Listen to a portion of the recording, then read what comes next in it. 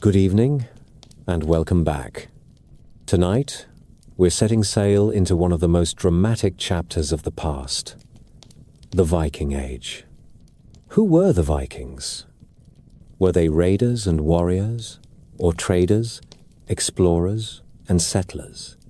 How did they sail across open seas in their longships, and what drove them from the fjords of Scandinavia to the shores of England, Ireland, France, and even as far as North America? The Viking Age lasted for centuries, leaving behind sagas, treasures, battles, and myths that still shape how we imagine them today. We'll look at where they came from, how their society worked, and the mark they left on Europe and beyond. It is a story of ambition, survival, and constant movement, carried on the tides of the North Sea. As always, I'd love to know where in the world are you listening from, and what time is it for you? Whether you're lying down, preparing for sleep, or simply curious about history, I'm glad you're here. Now, let's begin. The story begins in a country of stone and water. Along the long coasts of Norway, the mountains break straight into the sea. In Denmark, the land lies low and green with wide beaches and shallow inlets. Sweden stretches east with forests and lakes that seem to have no end. Winters are long, summers are brief and full of work. The soil is decent in places and thin in others. A family that wants to thrive must be clever with what the land allows. Most people live on scattered farms that gather into small villages along fjords and sounds. The house is long and low, with walls of timber and turf. Smoke stains the rafters. A central fire warms the hall and cooks the porridge. At one end sleep the family and their guests. At the other end stand stalls for the animals when the cold bites hard. The hall is more than shelter. It is where feasts are held, bargains sealed, and stories spoken late into the night. A visitor sees carved posts, woven wall hangings, and bright brooches catching firelight on the chests of the women. The loom stands near the door. Wool and linen move through skilled hands into cloaks and tunics that keep out the wind off the sea. Life follows the seasons. Spring is for ploughing and sowing barley, rye, and oats. Summer is for fishing, haymaking, trade, and short voyages along familiar coasts. Autumn is for slaughter and smoke houses. Winter is for mending gear, telling tales, and planning. Cattle and sheep feed the family. Fish and seals fill the racks. Honey sweetens mead. Ale cools in the shade. The people know which herbs to gather and which trees give the best boat ribs. They dye cloth with madder, woad, and weld. They work iron in small fire pits that turn bog ore into the bars. A smith can hammer into axe heads, knives, and nails. Society has ranks you can see, at a glance in the cut of a cloak or the weight of a silver arm ring. At the bottom are thralls who labor for others. Above them stand the free folk who till their own fields, build their own boats, and meet in the local assembly. At the top are chieftains and jarls who hold land, command men, and keep order. Law rests in memory. The law speaker recites it. Quarrels can bring blood and feuds, but most are settled with gifts and payments set by custom. The assembly, called the Thing, gathers in clearings or on low hills. There the free declare judgments, swear oaths, and choose leaders. There too they trade and seek news from other coasts. The people look sharp and keep themselves clean by the standards of their age. Combs of antler, tweezers, and ear spoons lie in many graves. Men wear their hair, and beards trimmed to fashion. Women fasten their dresses with oval brooches and string bright beads between them. Saturday is known as the washing day. Strangers notice it. So do the neighbors across the sea. Belief runs through every act. The gods and spirits share the world with men. Odin favors poets and kings. Thor keeps order with his hammer and is a friend to farmers and sailors. Freyr and Njord are asked for calm seas and rich harvests. Offerings are made in groves and at halls set aside for feasts and sacrifice. The dead rest in mounds with their goods, and sometimes with a small boat built above them like a promise for a voyage that has no shore. Stones carved with runes keep names and deeds alive. Carvers trade news as they chip verse and knotwork into the rock. Trade is older than raiding. Long before the first famous monastery fell, Norse and Danes and Swedes ferried goods from market to market. On the Jutland Peninsula, a harbour at Ribe grew busy in the early 8th century. Between the Baltic and the North Sea, a great emporium rose at Hedeby. In Norway, a market town called Kaupang took shape by a good anchorage. Merchants came with amber from Baltic shores, furs from deep forests, walrus ivory from the far north, and fine swords whose steel had crossed many hands. In return, they took salt, glass, wine, and the coins that made weight and value easier to measure. These harbours taught young men to reckon winds and currents. They taught them the look of rich cloth and the sound of an easy target. All of this rested on wood and sail. The shipwright is as important in these lands as any chieftain. He chooses oak for the keel and ribs. He splits planks and overlaps them, so the hull flexes with the sea. He drills clean holes and pegs them with iron rivets, made by a smith who knows his craft. He shapes a steering oar and fastens it on the starboard side. He sets a mast at the heart of the ship and rigs a single square sail woven of greasy wool that sheds water and swells to the wind. The hull draws little water. She can slip across shoals and run up shallow rivers. A crew can row her when the wind fails, and beach her almost anywhere. Figureheads ride the prows when men want to frighten their foes, and are taken down when they want to pass in peace. Knowledge of the sea is a kind of memory.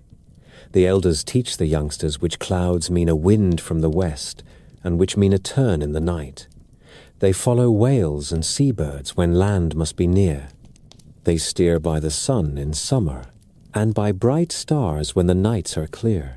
A man with a good eye can make a compass of his own mind.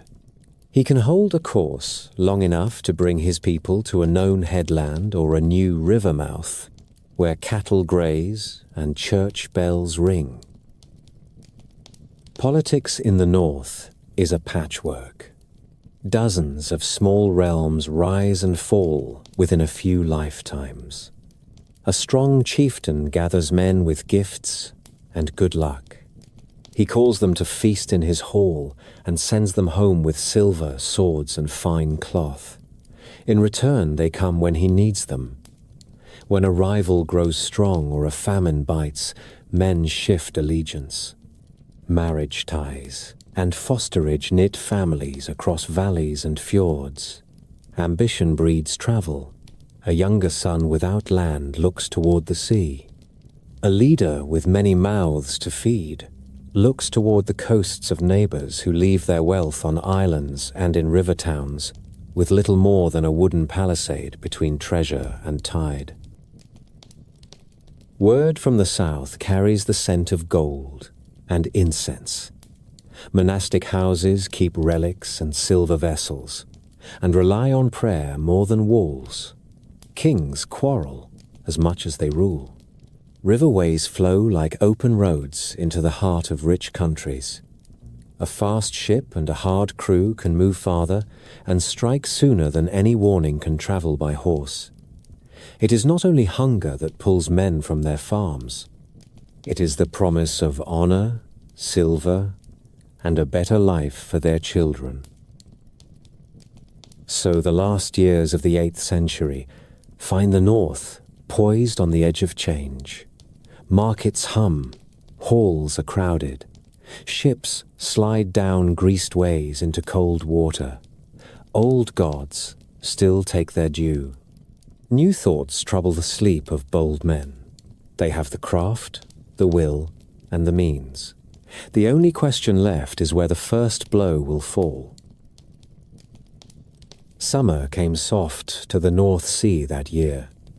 On clear days, the Farne waters lay the colour of steel with a sheen of light across the swell.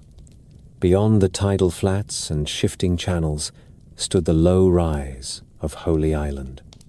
The monks called it Lindisfarne. At low tide, a causeway joined it to the mainland. At high tide, the sea made it an island again. For a century and a half, it had been a place of prayer and learning.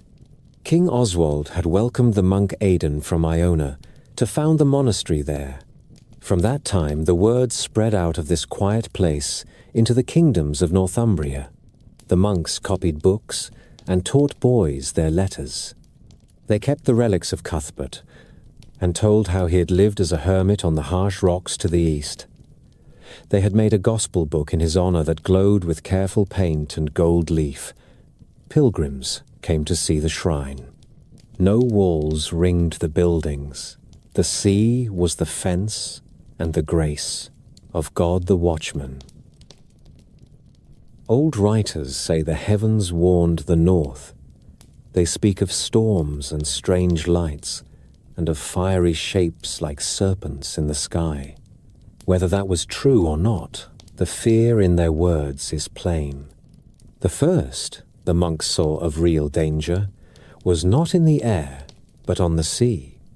Long and low to the water, with a single square sail, full to a fair wind, a line of ships drew near.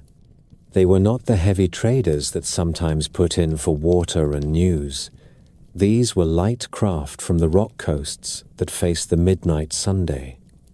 The hulls were narrow and quick. The draught was so shallow that a child could wade where these ships could pass. Men at the oars kept time. Shields hung along the gunwales. Carved heads at the prows made brave faces to meet the surf. No warning reached the shore in time. There was no garrison at Lindisfarne, and no strong house to bar.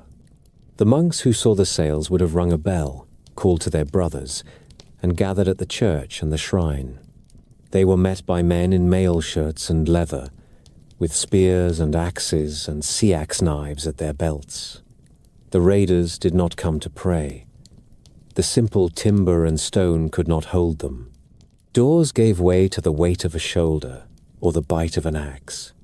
The sound inside was the sound of breaking wood and falling vessels. There was shouting in a tongue the monks did not know. The raiders knew what to look for in a church: silver cups for the altar, gold-bound books, reliquaries and candlesticks, vestments fine enough to ransom a ship. These things could be turned into silver by the ounce. Men who tried to guard them were cut down or driven out. Those who could run fled to the flats and the grasses. Some were taken to be sold abroad. Others lay still before the altar.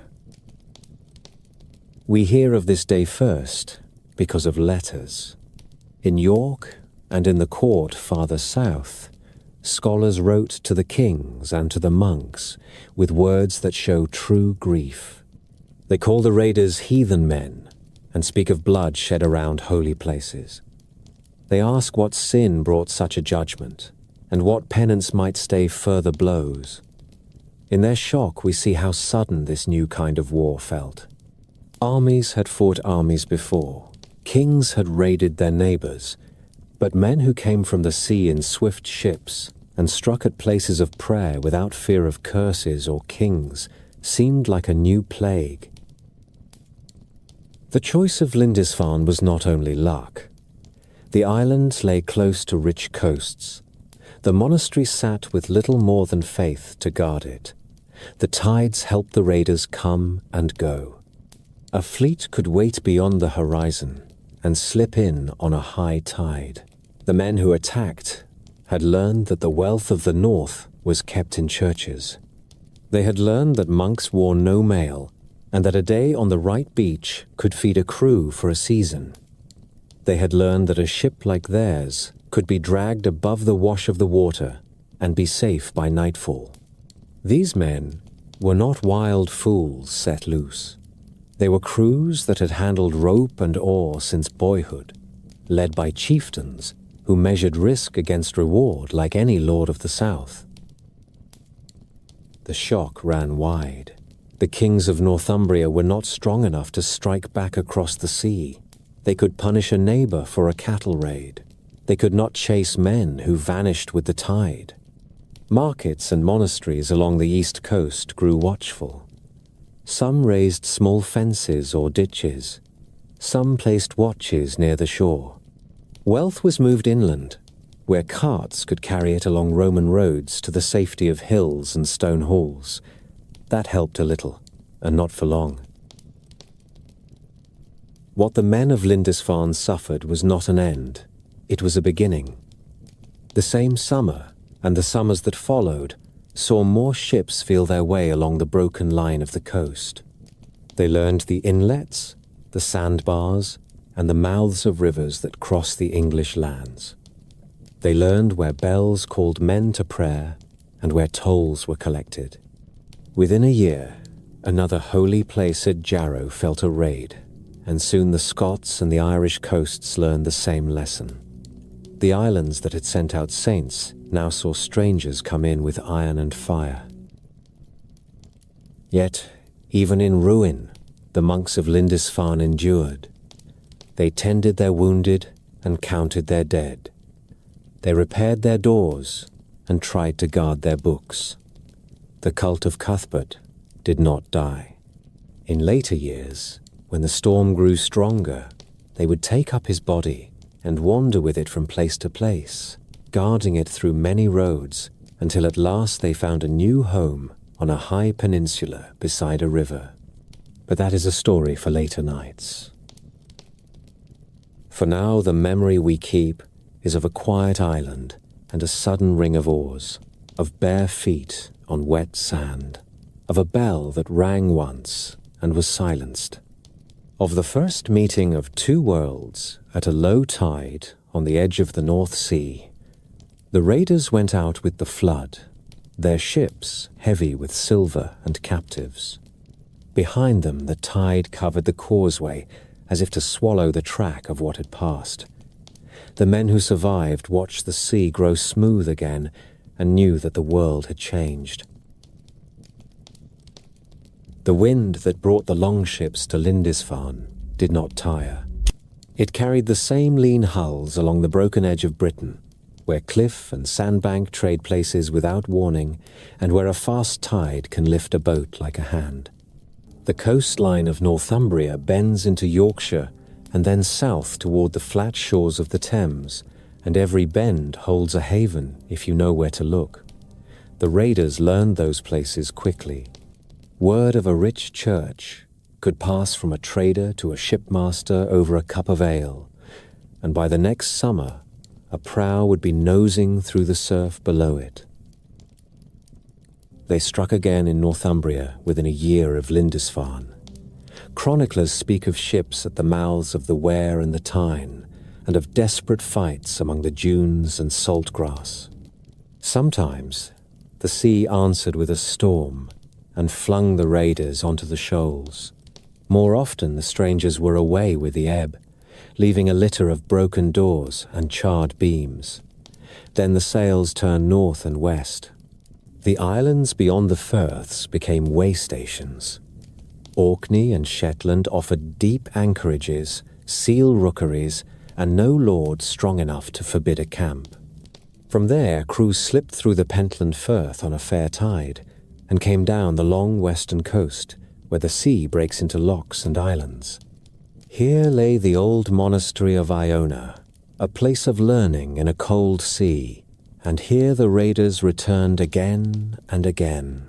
In the year 795, the annals mark an attack. In 802, the monks wrote of their buildings burned. In 806, they counted dozens of dead. The shrine of Columba stood, but the island learned that the sea had changed character. It was no longer only a road for pilgrims and fishers. It was the path of men who carried axes and wanted silver. Across the Irish Sea, the first alarms rang as early as 795. The annals name the island of Recru among the first places touched. By the next decades, the raiders knew the Irish coast as well as any local fisherman. They learned the sandbars at river mouths, and they learned the names of houses that kept relics and books trimmed with gold. The monastery at Bangor was plundered more than once. The island hermitage at Skellig was not too steep for men who had climbed sea cliffs since childhood. Soon, fleets were pushing far up the Boyne and the Liffey on the flood. In 837, two great groups of ships entered those rivers at once and fought their way inland with spears and shields locked tight. They took cattle and captives, plundered churches, and then waited for the tide to carry them down again. With experience came a stronger grip. A crew that intends to return needs a safe shore. Gaelic scribes began to use a new word, longfort, a ship camp. In 841, the raiders drove stakes and raised sheds beside two good anchorages. One lay where a dark pool formed in a bend of the Liffey. The other stood at Lyn Duachail on the coast to the north. At first, these were little more than fenced harbours with rough halls for the men who guarded the ships. By winter, they were more. The men dug ditches and drove timbers and lit hearths. They traded hides and amber for wine and grain when they could, and took what they needed when they must. The Longfort by the Dark Pool would become Dublin, a town that drew merchants from Norway, the Isles, Wales, and the inland kingdoms of Ireland. There, in years to come, captives from raided valleys would be sold to masters who carried them across the sea.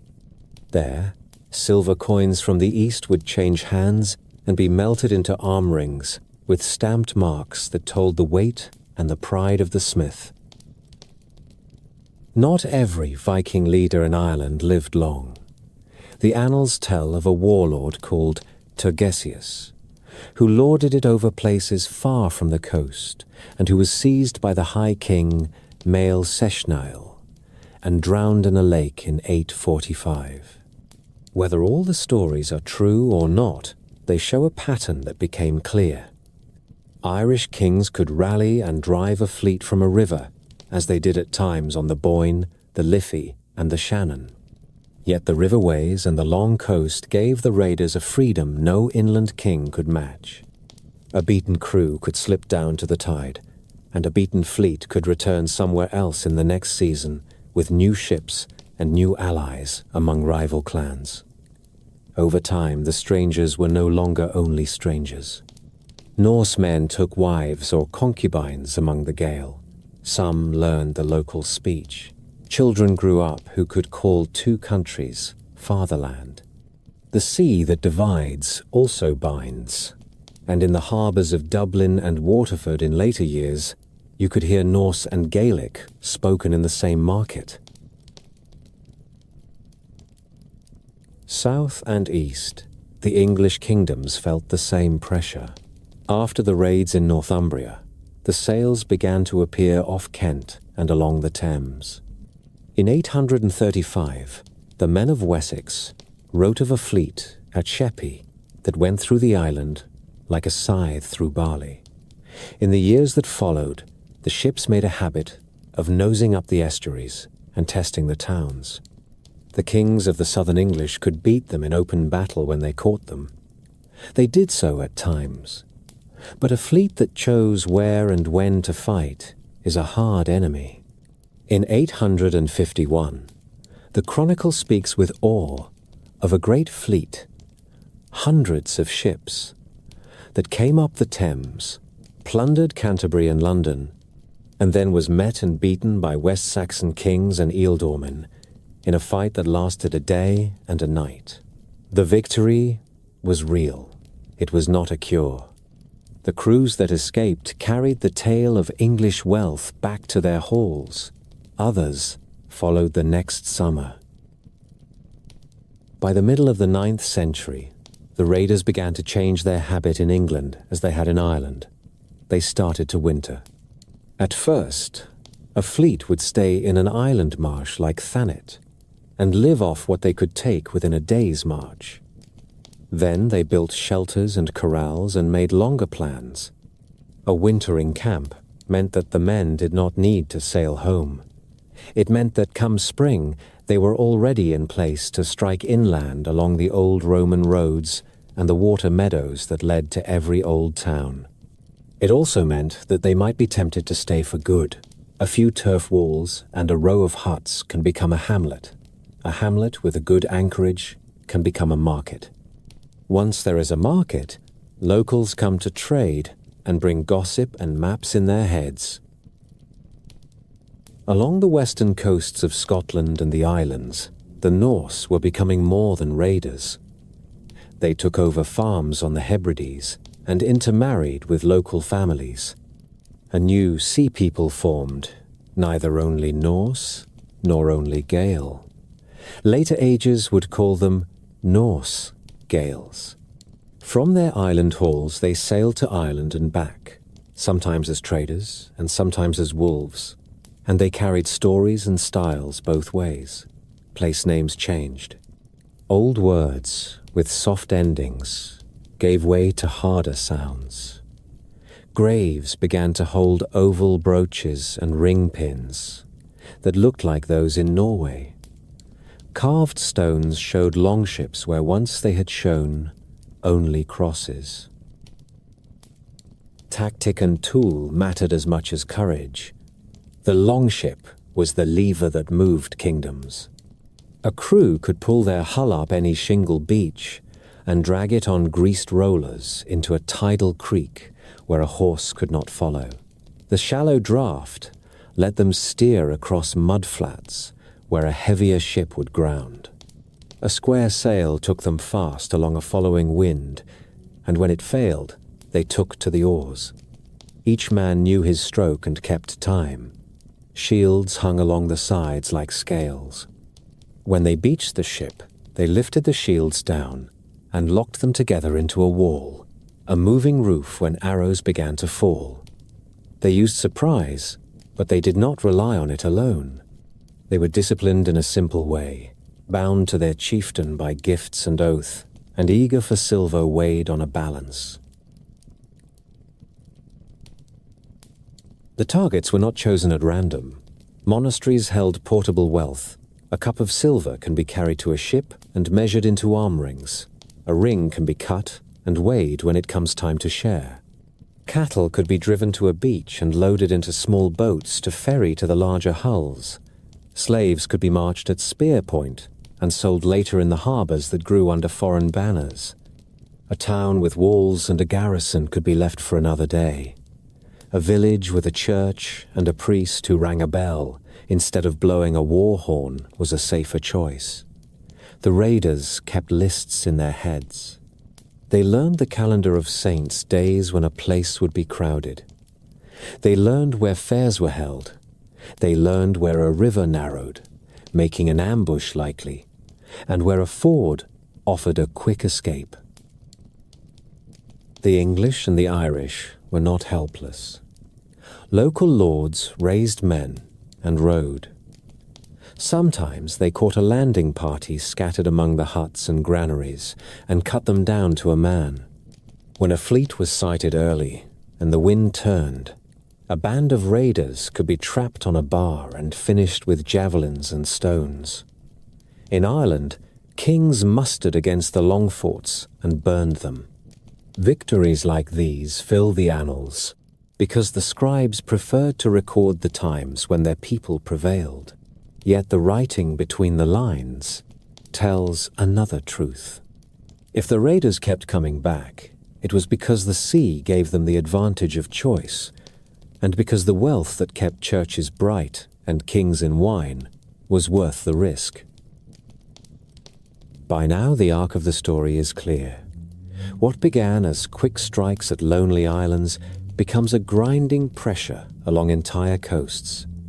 Once a crew learns to stay the winter, they begin to think in years. Once a camp becomes a market, ships follow the smell of trade as much as the smell of smoke.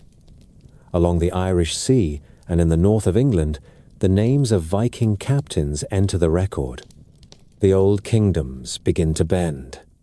Some break and go dark in the annals for a time.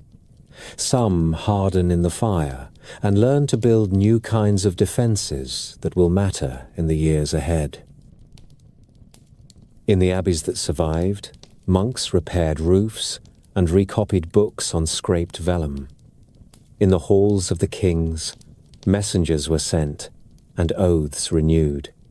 The men who kept inns along the coast learned to listen for the change in the wind and to count the gulls.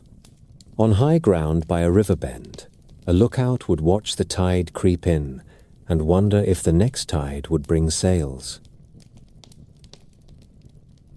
The rivers of the Frankish world run like long fingers toward the heart of wealth. The Seine curls from the channel through low fields and orchards to the city that would one day be king of cities. The Loire wanders across half a country past vineyards, abbeys, and old Roman towns. The Garonne draws a line from the Bay of Biscay toward the warm south. Where a road has a gate, a river has a mouth. The men who sailed west from Norway and Denmark learned that quickly. A longship that can slip over a sandbar can find itself at the wharves of a market town before the bell in the nearest church has finished sounding the hour. The Carolingian realm that faced them was powerful and divided in the same breath. Charlemagne had died in the year 814. His son had tried to hold the whole together, and after him the grandsons fought and bargained until they cut the empire into parts at Verdun in the year 843. Kings now ruled West Francia, Middle Francia, and East Francia. Each had counts and bishops to command. Each had proud nobles who guarded their own interests first. The seams of that bargain ran along rivers and frontiers. The Northmen came probing those seams. They found them. Rouen felt the fire early. The year 841 is remembered for flames along the Seine. 2 summers later, a fleet that the annals counted in many tens of ships drove up the same river with a steady wind and the pull of the tide. At their head was a leader Latin writers called Reginherus. Later, storytellers would fold him into the saga of Ragnar. The names matter less than the day. In the spring of 845, the ships reached the island city on the Seine, the early Paris of bridges and wooden houses and stone churches. Charles the Bald gathered men and tried to bar the river. The Vikings beat the force that stood in their path and drifted on with the flood. They anchored below the walls and set about their work. The city could be stormed and lost in blood, or it could be spared. The king chose to buy time.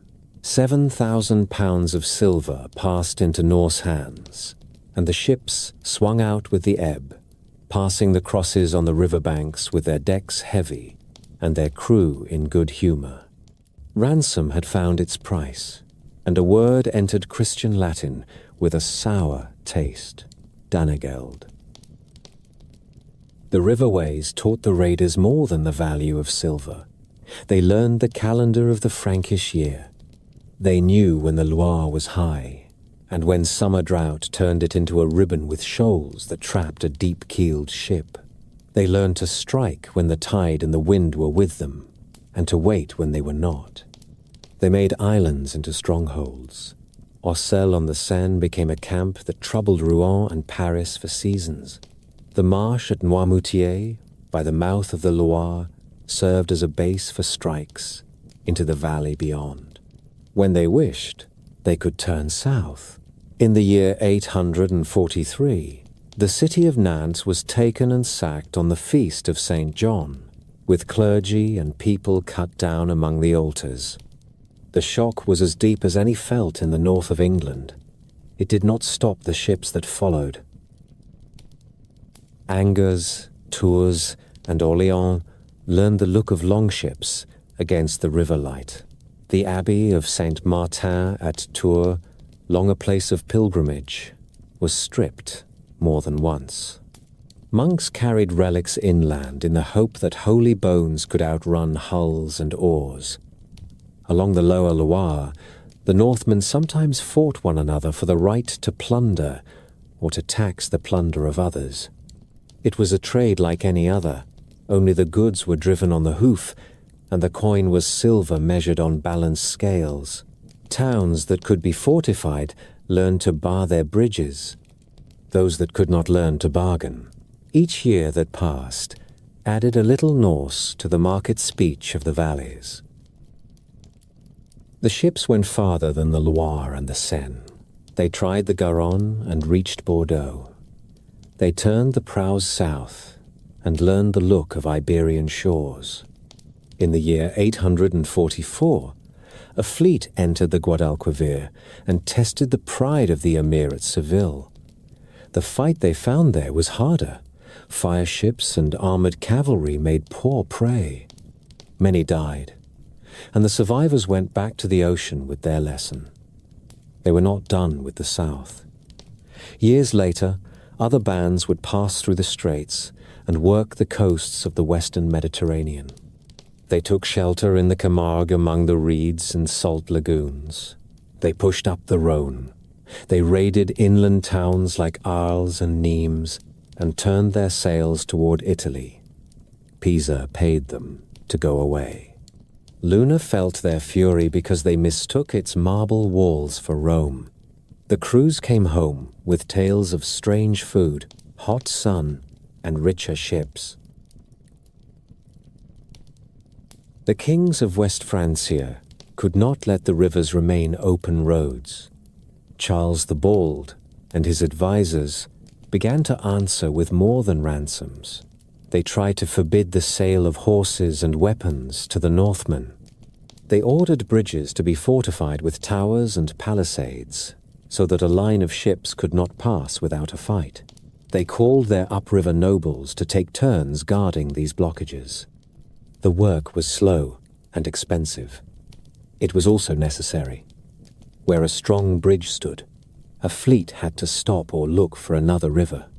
Where a town held a bridgehead with men and engines, a siege could be forced on the raiders who had hoped for a quick raid. Not every answer was a bridge or a coin. Some men made their names in blood. Robert the Strong fought along the Loire and grew famous among the Franks before he fell in battle in the year 866. His sons and grandsons would one day sit on the French throne. The great counts of the realm learned the art of raising mounted bands that could reach the river towns faster than a foot levy. Priests preached penance and prayer, and kept a careful account of gifts to saints who had shown favor in a narrow escape. Bishops hired mercenaries. The time made many sinners and many saints. The Vikings changed as they adapted to the rivers they haunted. A crew that found an island anchorage too good to abandon cut timber and built better sheds. A shed became a hall. A hall drew traders and craftsmen. Soon markets grew behind a fence of sharpened stakes. A wintering place became a base. When a Carolingian count came with a levy and the luck of the saints, the place might be burned. If he failed, the camp would grow stout again by the next flood. Men in such places married local women or took captives into their houses and raised children who spoke two tongues without thinking. In the taverns of the Lower Seine, the talk began to mix with strange words, and the weights on the scales were stamped with marks used in northern halls. The pressure on the Frankish heartland did not ease. In the last quarter of the 9th century, a greater siege would fall on Paris, with a host of ships and men camped below its walls for long months. The city learned to endure behind new bridges and towers, while counts and kings bargained and fought around them. That long test belongs to another page. What matters here is the pattern that had already settled in by mid-century. The Northmen had learned the roads of the Franks. They had learned the prices, the seasons, and the habits of a river war. They were no longer visitors. They were part of the map. By the same years, the sails were thick again along the English coast. Winter camps in Francia had proved that a crew could live off a hostile land. The lesson would be applied across the Channel in a way that turned quick raids into war for whole kingdoms. When fleets came now, they were not only hungry for plunder, they were willing to fight for soil. The year was 865, when a fleet crossed the narrow sea and beached its ships on the sandy shores of East Anglia. The chronicle calls them a great army. The phrase in the old tongue is Mysel here. It was not a summer raiding crew looking for quicksilver. It was a host that came to stay. They went ashore near Thetford and made peace with the East Anglian rulers in a fashion that suited them. They took horses and supplies and wintered on good ground while they weighed the kingdoms around them. Names from later saga and Latin annals gather about this host: Ivar the Boneless, Halfdan, Uber. Soon another leader would come to the fore who the English would learn to fear. His name was Guthrum. When the winds turned and the roads dried, the army moved north toward the rich plain of the Humber. Northumbria had torn itself with civil feuds. Rival kings Osbert and Aiel had fought each other while the walls of York grew old. On the first day of November, in 866, the Norsemen took the city by surprise and made it their winter hall. The next spring, the two Northumbrian kings set their quarrel aside and marched together to take York back. The fight was hard in narrow streets and against high timbers. Many fell on both sides.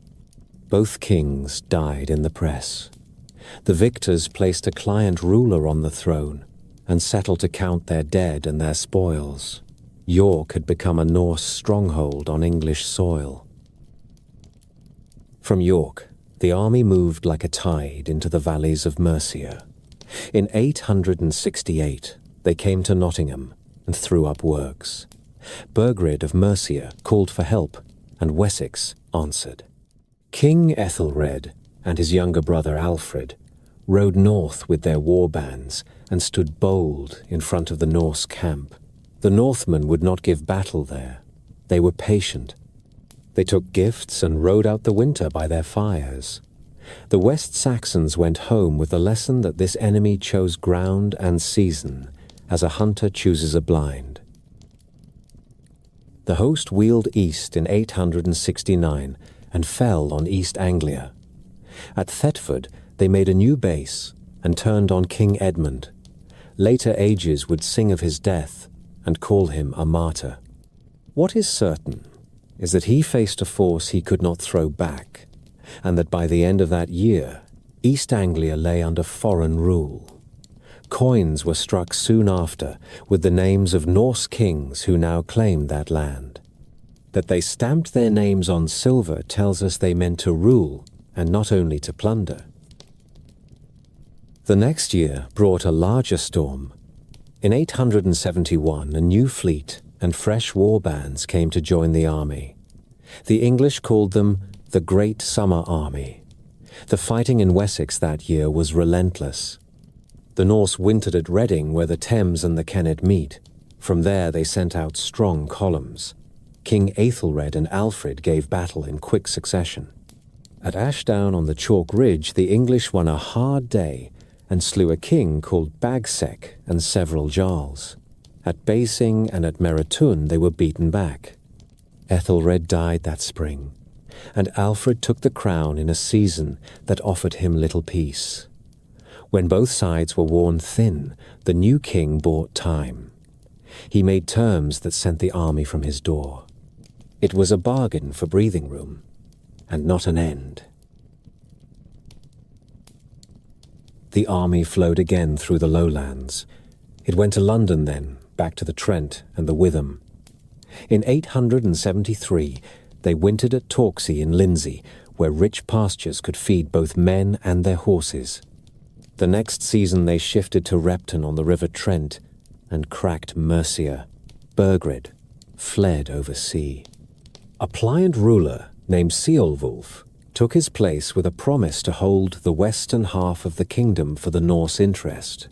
Repton left marks in the earth that still speak. Archaeologists have found a great D-shaped enclosure and a mass burial where hundreds of bones were thrown together with care for the weapons and little care for the bodies. A single tall barrow rose nearby, with a warrior laid out under it, with slain companions around him like hounds.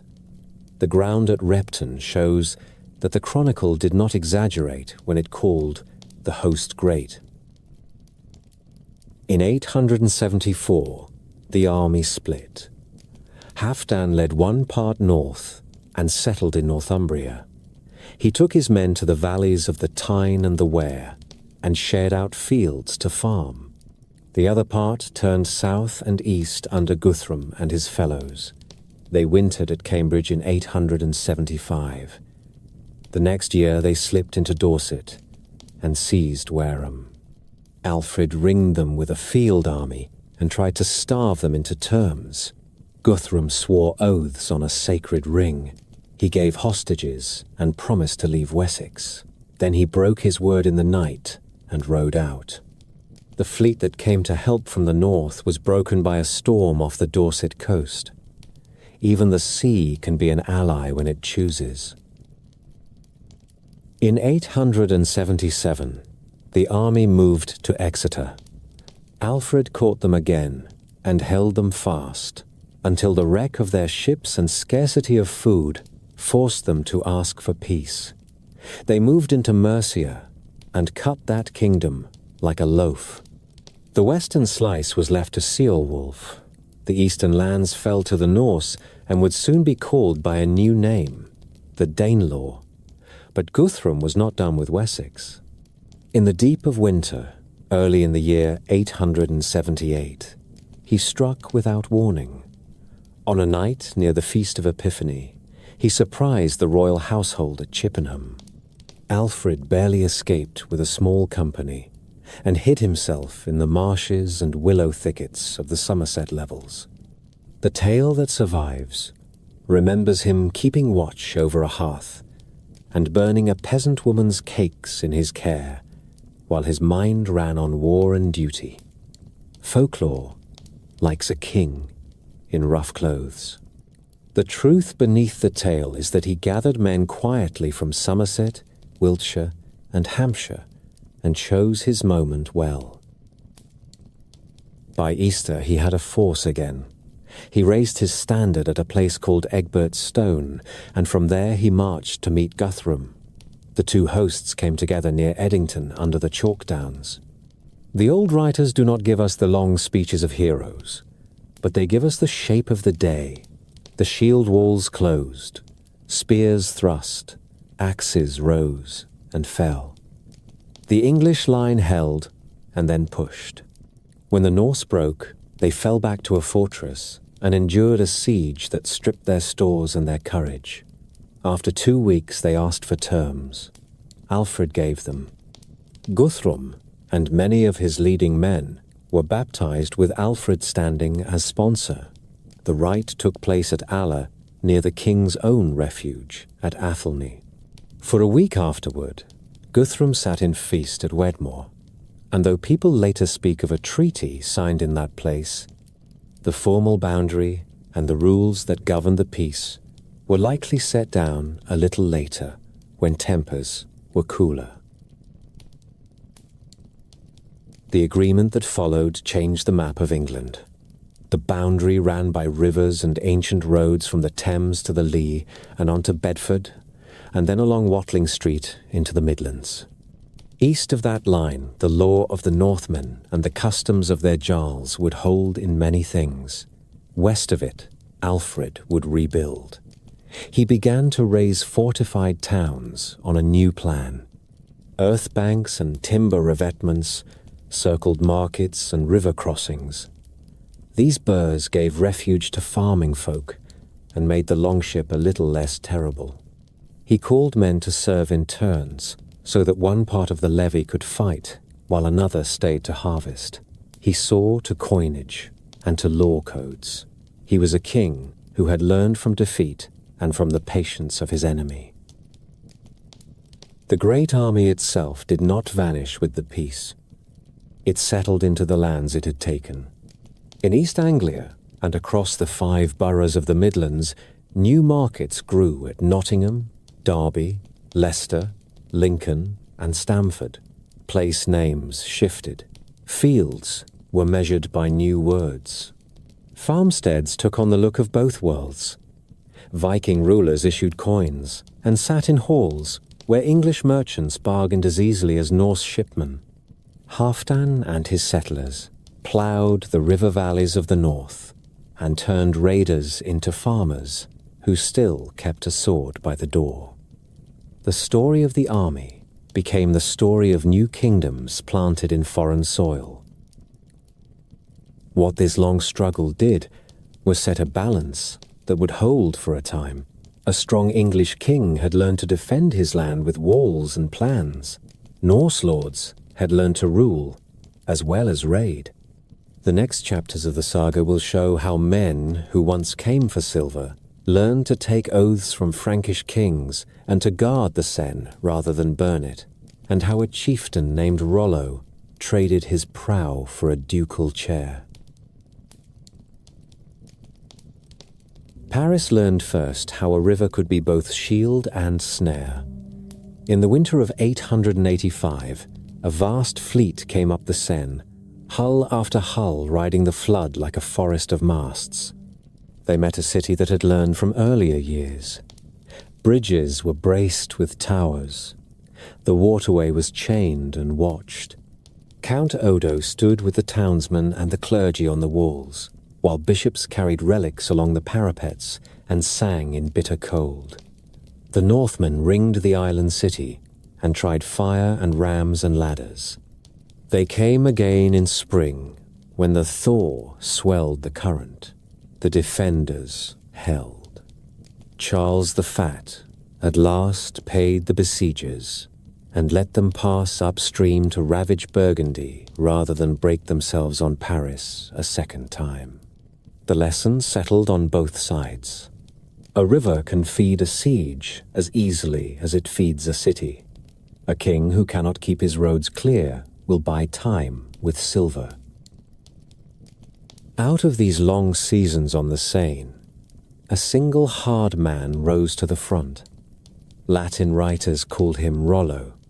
Later clerks would claim him a Dane or a Norwegian. He had a camp on the island of Wasel, and he knew every bend between the sea and Paris. He exacted tolls from merchant hulls and treated the valley as his own. Counts who faced him did not forget his terms. He would take coin and captives, or he would take blood. The kings of the Franks were no longer the men of Charlemagne. West Francia was ruled by Charles the Simple, a prince with little iron to back his seal. He needed the lower Seine quiet. He needed Rouen to trade, and the abbeys to breathe without smoke in their rafters. In the year 911, Rollo and his allies pushed inland again and met a Frankish host near Chartres. The counts had gathered. Robert of Neustria was there, and Richard of Burgundy. The story says the cannons brought forth a veil of the Virgin, and that the sight of it shook the raiders. What matters is that the field went to the Franks, and the Norse fell back downriver in poor order. It was enough to force a bargain. They met at the river Epte, a small stream that slides into the Seine north of Paris. The place is Saint Clair. The treaty made there drew a new line on the map. Rollo would take the land from the Epte to the sea, with Rouen as its heart, and he would hold it from the king. He would accept baptism, and he would defend the mouth of the Seine against any fleet that came to plunder as he once had. In return, Charles would recognize him as a lord with right to rule and right to pass his title to his son. Later grants would add the Bessin and then the Cotentin, so that a narrow river duchy grew into a long curve along the Channel shore. The stories put color to the scene. One tells that Rollo refused to kneel and kiss the royal foot, and that one of his men took the king by the ankle and tipped him backward. Another says a Frankish princess named Gisela was given in marriage to the new count. What the documents show more clearly is that a woman named Poppa of Bayeux lived with Rollo and bore him a son called William. Whatever the exact ceremony, the change was real. Soon after the treaty, Rollo was baptized at Rouen. He took the Christian name Robert, and with it a new public face, though he kept the ship terms and the war customs that had made him feared. From that day, the lower Seine changed its habits. The Norse camps that had been thorns in the flesh of the valley were broken up or turned into market towns. Rouen became a seat rather than a prize. Rollo shared lands among his followers and bound them with the same gifts and oaths he had used on shipboard. Only now the gifts were fields and mills, and the oaths were sworn before bishops as well as captains. Merchants found that a toll paid once at the mouth of the river was cheaper than being plundered 3 times on the way to Paris. Monks returned to ruined houses at Jumièges and Saint-Ouen and began to raise stone again with help from the new lord, who needed their prayers to prove his change of heart. Rollo ruled to a great age. His men patrolled the estuary and watched the bays where strangers once hid. He learned to ride at the head of mailed horsemen and to call his war bands with the horn of a count rather than the cry of a sea king. He spoke in the council of the Frankish nobles when it suited him and ignored them when it did not. He kept the old habit of the assembly. Men of rank met to judge and to advise under his eye, and the law that grew in the duchy was a mix of Carolingian custom and northern habit. The speech in the streets shifted. Norse words lingered in place names and on the tongues of old men. French became the language of the court. Priests taught Latin to boys who would one day sign charters with their new names. When Rollo set down his burden, it passed to his son William, called Longsword. William drove the frontier west into the Cotentin and Avranchin, and brought the rocky cap of Mont Saint-Michel into his reach. He did not live long. In 942, he fell to ambush at a parley near the Somme. His son Richard was a child when the news reached Rouen. Kings and counts thought the duchy would be an easy prize. It was not. Richard was seized and carried to Laon. He escaped, found friends, and grew to manhood with a talent for patience. Richard I made a realm that could endure. He supported the work at Fécamp, and later sent monks to build again on the mount in the bay, where the tide runs like a river. He brought men who knew stone, and men who knew riding into his pay. He guarded his borders and married his house into the lines of his neighbors. His son, Richard II, broadened that work and made the Norman court a place where poets and captains could both find a seat. Out of this slow melding, a new people formed. They called themselves Normans, the men of the north, yet their fields were in Neustria, and their speech in the halls was a swift French that took the crispness of the Old Norse and made it sharp. They kept the love of bold raids, but now they rode heavy horses and fought with lances in close order, as the Franks did. They built square stone keeps over the rivers they once crossed by stealth. They prayed in churches they had raised on the rubble of places their fathers had burned. The valley grew quiet under their ward. Traders came up from the sea without fear. When other Viking ships appeared, they found the estuary guarded by men who knew every trick of a river war and who would take no bribe to look away. The birth of Normandy marks a turn in the story of the age. A raider became a count, then the son of that count became the father of dukes. The river that had carried plunder now carried wine and wool, and the prayers of monks who copied books under new roofs. The duchy stood with a foot in two worlds, northern in memory and Frankish in law. In a later century, a duke from Rouen would look across the channel and see a crown waiting. For now the work was nearer at hand, fields to parcel, abbeys to endow, enemies to watch, a people to shape. Sail west out of Norway in a clear summer, and the sea soon lifts into a long swell. The sun hangs late, and the night is pale. Whales roll and sound. The birds thicken as land draws near.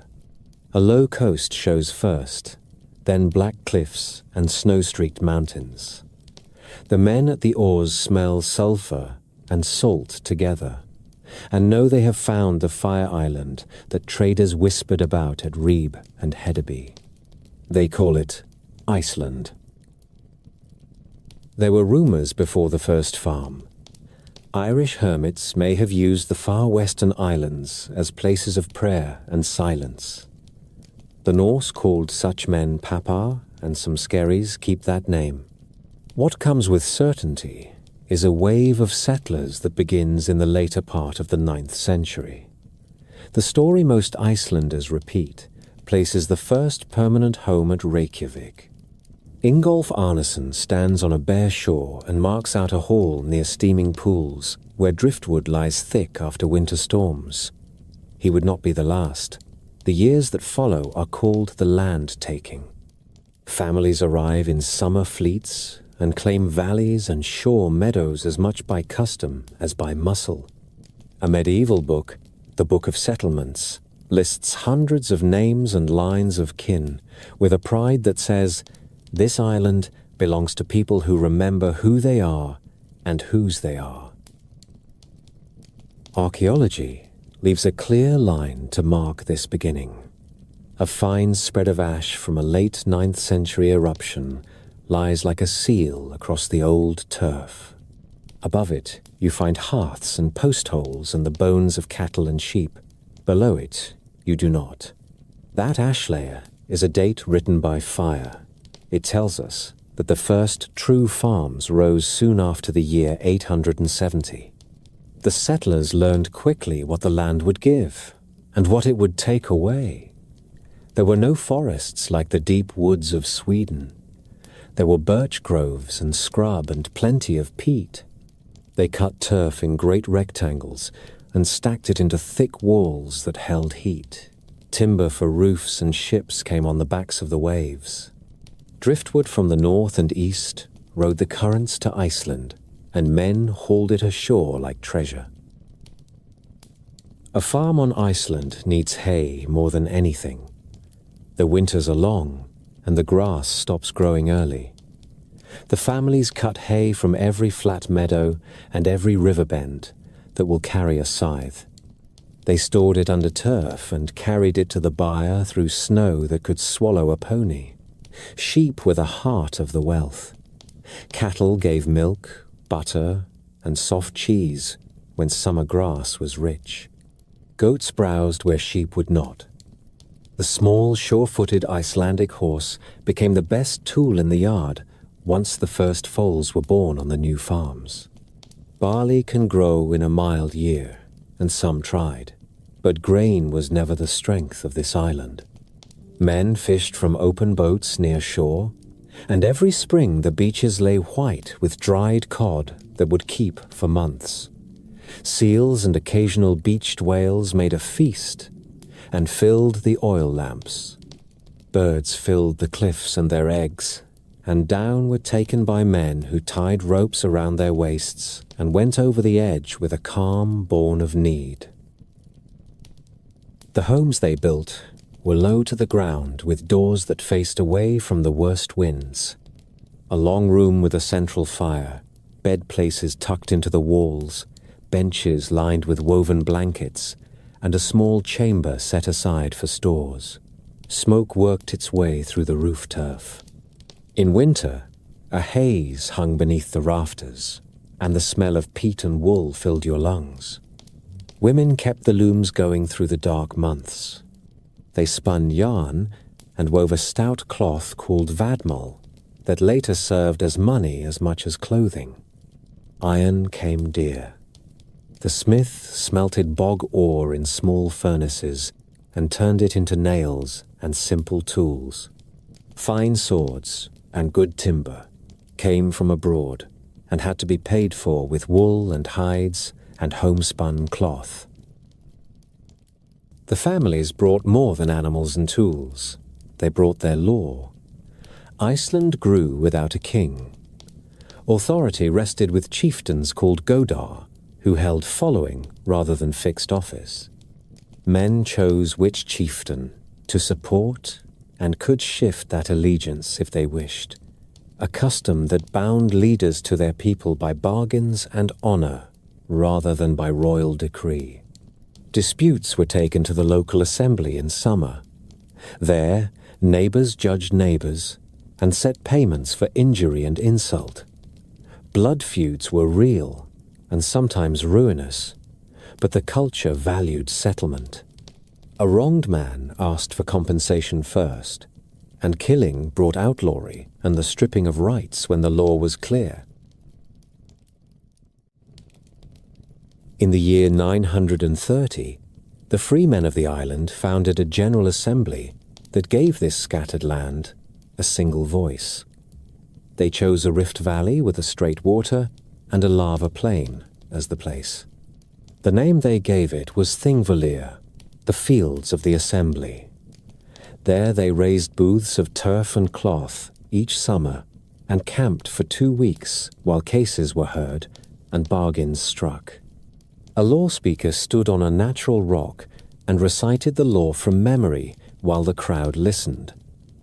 If a point of law was unsettled, the speakers and chieftains argued it and set a new rule.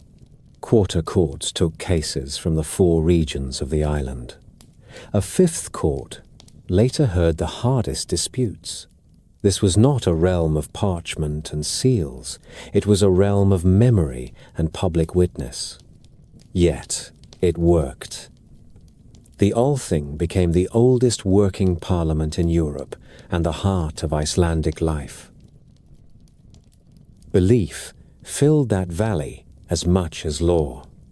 The old gods were honored in farm halls, with small carved idols, and in larger feasts at the houses of leading men.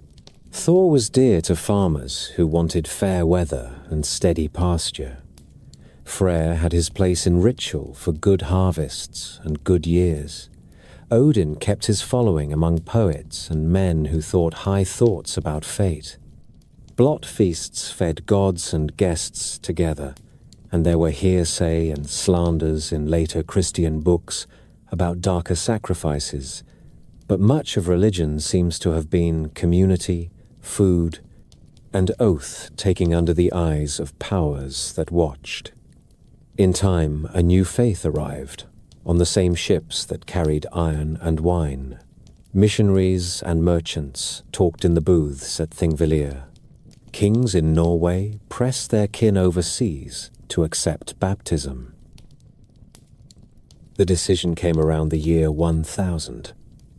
The island stood on the edge of civil war between Christian households and those who held to the old ways. The Althing put the choice on the shoulders of one man, the law speaker, Thorgeir. He lay beneath a cloak and thought for a day and a night, then stood and gave a settlement that kept the peace. The island would be Christian in law. Heathen practices would be set aside. Yet for a time men might still sacrifice and eat horse meat in private if their conscience bound them to the old ways. It was a clear-minded compromise, and it worked. Churches rose, priests learned Latin letters, and a literature began that would later give us the sagas. The gods did not vanish from memory. They passed into story and poetry, where they still live. Everyday life did not depend on gods or kings. It depended on weather and work. Families learned which hayfields flooded in bad years and which springs ran even in drought. They learned to read the cloud off the glaciers. They shared labor at shearing and slaughter. They matched sons and daughters for marriages that bound farms and valleys. Feasts served as courts and news houses. Skalds earned their keep with verse that named deeds and weighed men by an old measure of honor and generosity. The island was a web of reputations that could lift a man or sink him, and the strongest net of all was kin. Iceland did not rest only on its own strength. It looked back to Norway and to the isles between Scotland and Ireland. Many settlers came by way of Orkney, Shetland, and the Hebrides, and they brought speech and skills from those places. The bloodlines of the island show a blend that later scholars would trace in bones and in living faces. Fathers often came from Norway. Mothers often had families in Ireland or the Scottish coast. The words in daily talk kept traces of both. Place names tell the story even without a book. The Westman Islands off the south coast carry a name given by Norsemen to Gaelic folk. A story in the old histories tells of a settler whose Irish thralls rose against him and fled to those islands, only to be hunted down by his kinsmen. In that tale you hear friendship and cruelty, kinship and conquest, all mingled in the way of frontier places. Trade grew as sure as winter. By the late 10th century, the island sent out wool cloth as its chief export and took in timber, iron, and grain when there was grain to spare.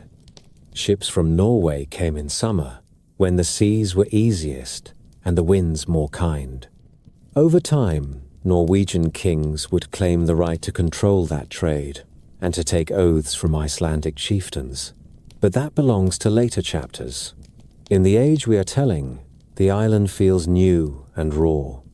The sagas that look back on it call it the age of settlers and the age of heroes, and sometimes they make blood run hotter than it likely did. The bones in the ground tell of long work and careful thrift more than they tell of spear thrusts. From the far western bays of Iceland, the coast of Greenland lies over the horizon, a long way and a risky one, but close enough for men who trust their craft and their luck. The first steps were taken by accident and by exile. Among the settlers in Iceland was a red-haired man with a temper and a gift for leadership. He is remembered as Eric the Red. After a killing and a sentence of exile, he loaded his household and friends into stout ships and went west on a guess that men had seen land there. He found a coast of ice and stone with green outwash meadows at the head of fjords. He spent 3 summers searching and 2 winters waiting, and then sailed back to Iceland with a plan and a sweet name. He called the place Greenland, He said men would be more willing to go there if it had a fair name. He was right. In the 982nd, he led a colonizing fleet and made his main farm at Brattahlid, near the head of a long fjord in the southwest. Others took land along that same shelter chain, and farther north in a second cluster. Later, people called them the Eastern Settlement and the Western Settlement.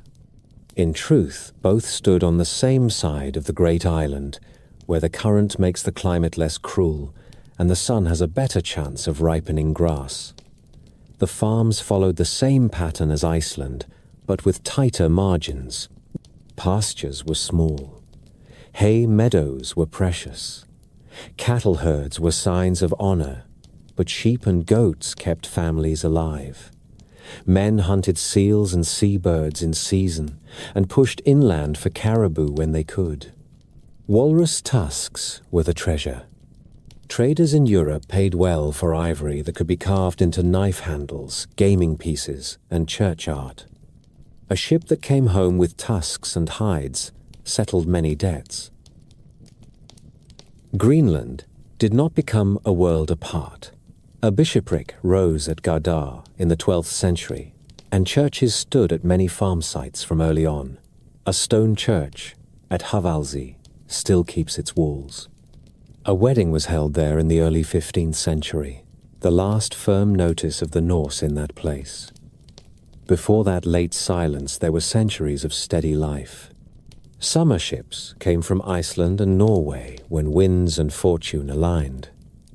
The people of the settlements sent out wool and hides and ivory and took in iron and timber. They mended boats with driftwood when the imported planks ran out, and they saved every nail.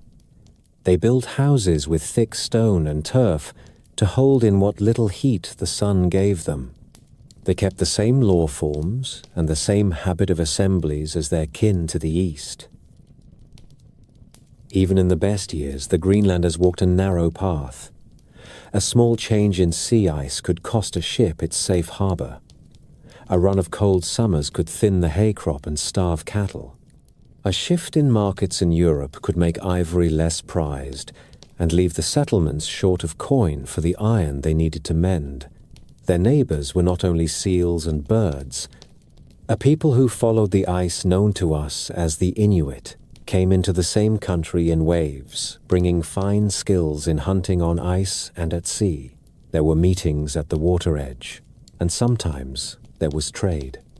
There were also hard passages that ended in murder on both sides. The sagas carry both kinds of tale, and the earth shows both hunting camps and armed encounters. From Iceland and Greenland, the Western Ocean looked less like an end and more like a road.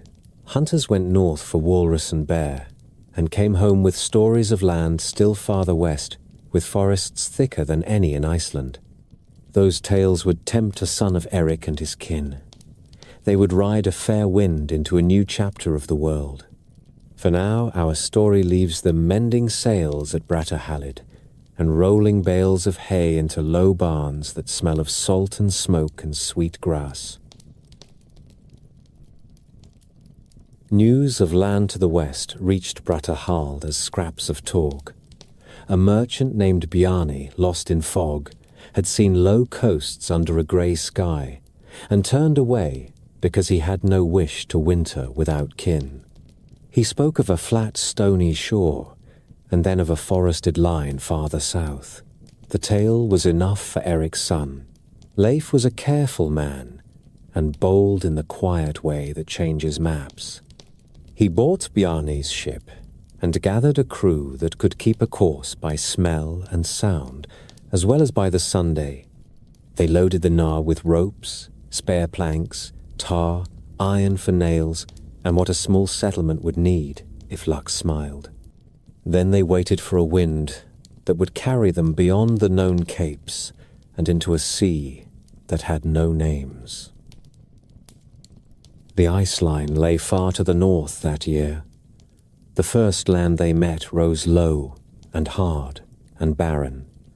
The stones lay like bones, and the foxes watched without fear. The men walked the beach and found no timber worth the cutting. Leif called it Helluland, the land of flat stones. Those who study the coasts think this was Baffin Island. The crew did not linger.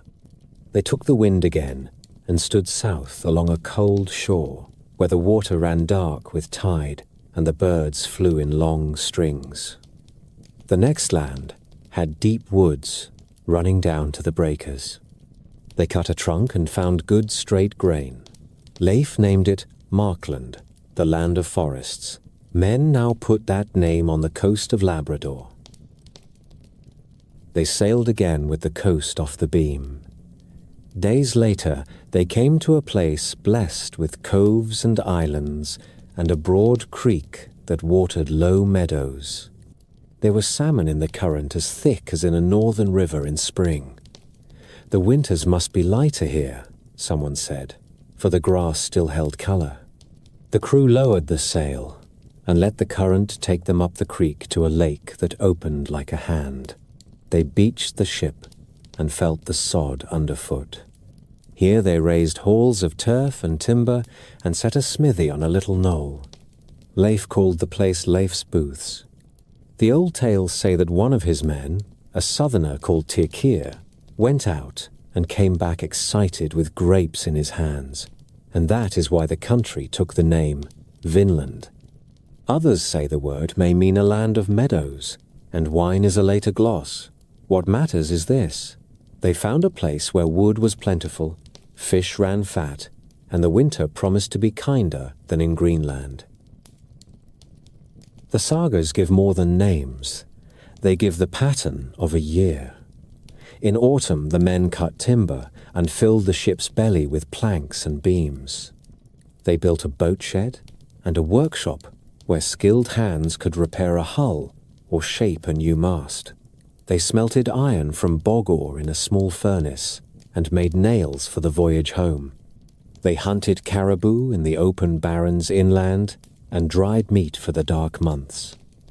They found butternuts along a river shore somewhere to the south, a fruit that does not grow in Newfoundland today, a small clue that later scholars would take as proof that Norse feet reached warmer valleys beyond the first camp.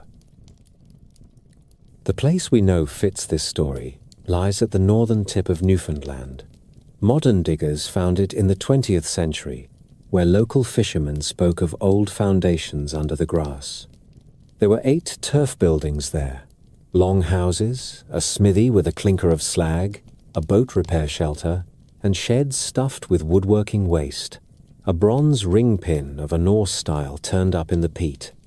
A spindle whirl lay where a woman must have spun wool, while men planed planks. It is a quiet proof that the sagas are not the dreams of poets alone. A Norse camp stood on that headland around the year 1000, and it stood long enough to leave iron and ash in the ground. Leif came home safely and earned the by-name Lucky for bringing ship, crew, and cargo through unknown water. Others followed his wake. His brother Thorvald sailed with a new crew to test more shores. He went east along the coast and grounded the keel to mend a broken yard. Scouts found a beach with wooden structures that were not Norse work. They saw people in hide canoes on the water. The sagas call them skrallings, a word for strangers with a cold edge. At first there was no blood. Later there was a fight. Arrows came quick and close.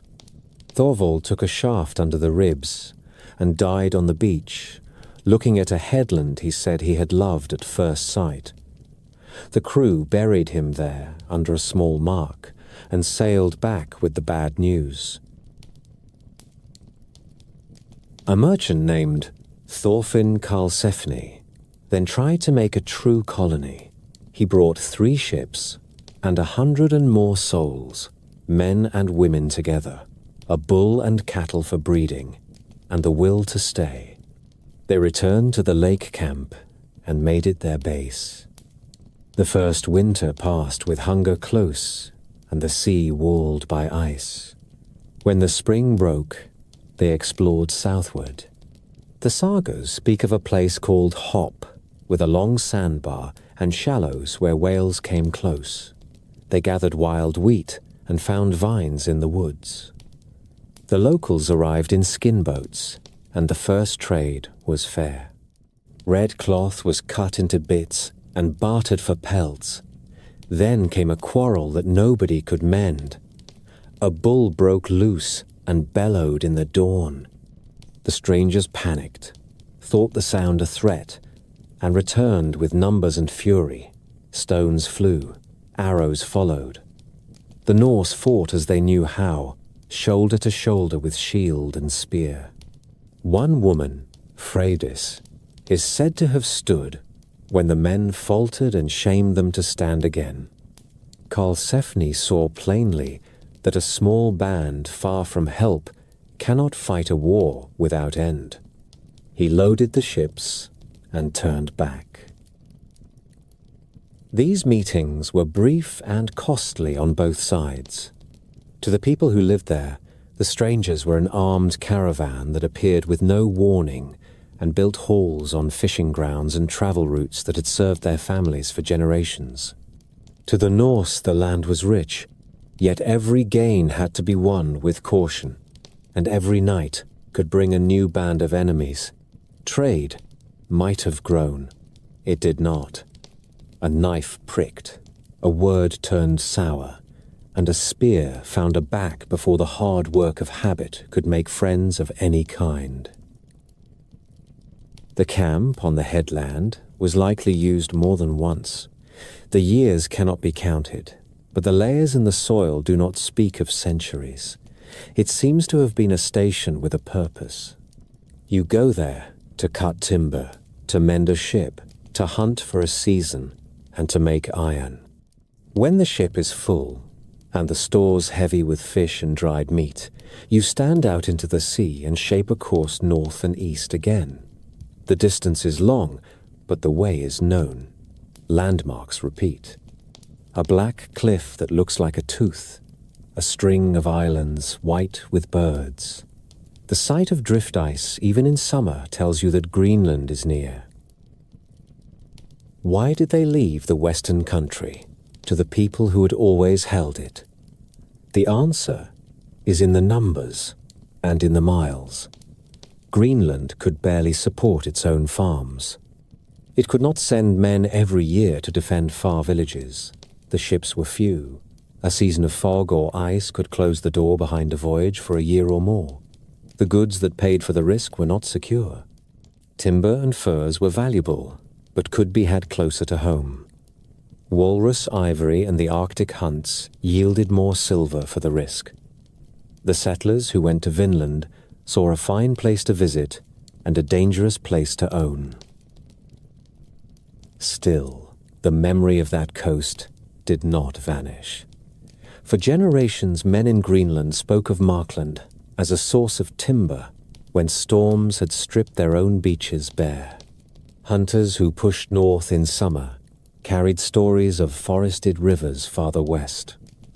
In Iceland and Norway, skalds made songs of Leif the Lucky and the new lands he had found.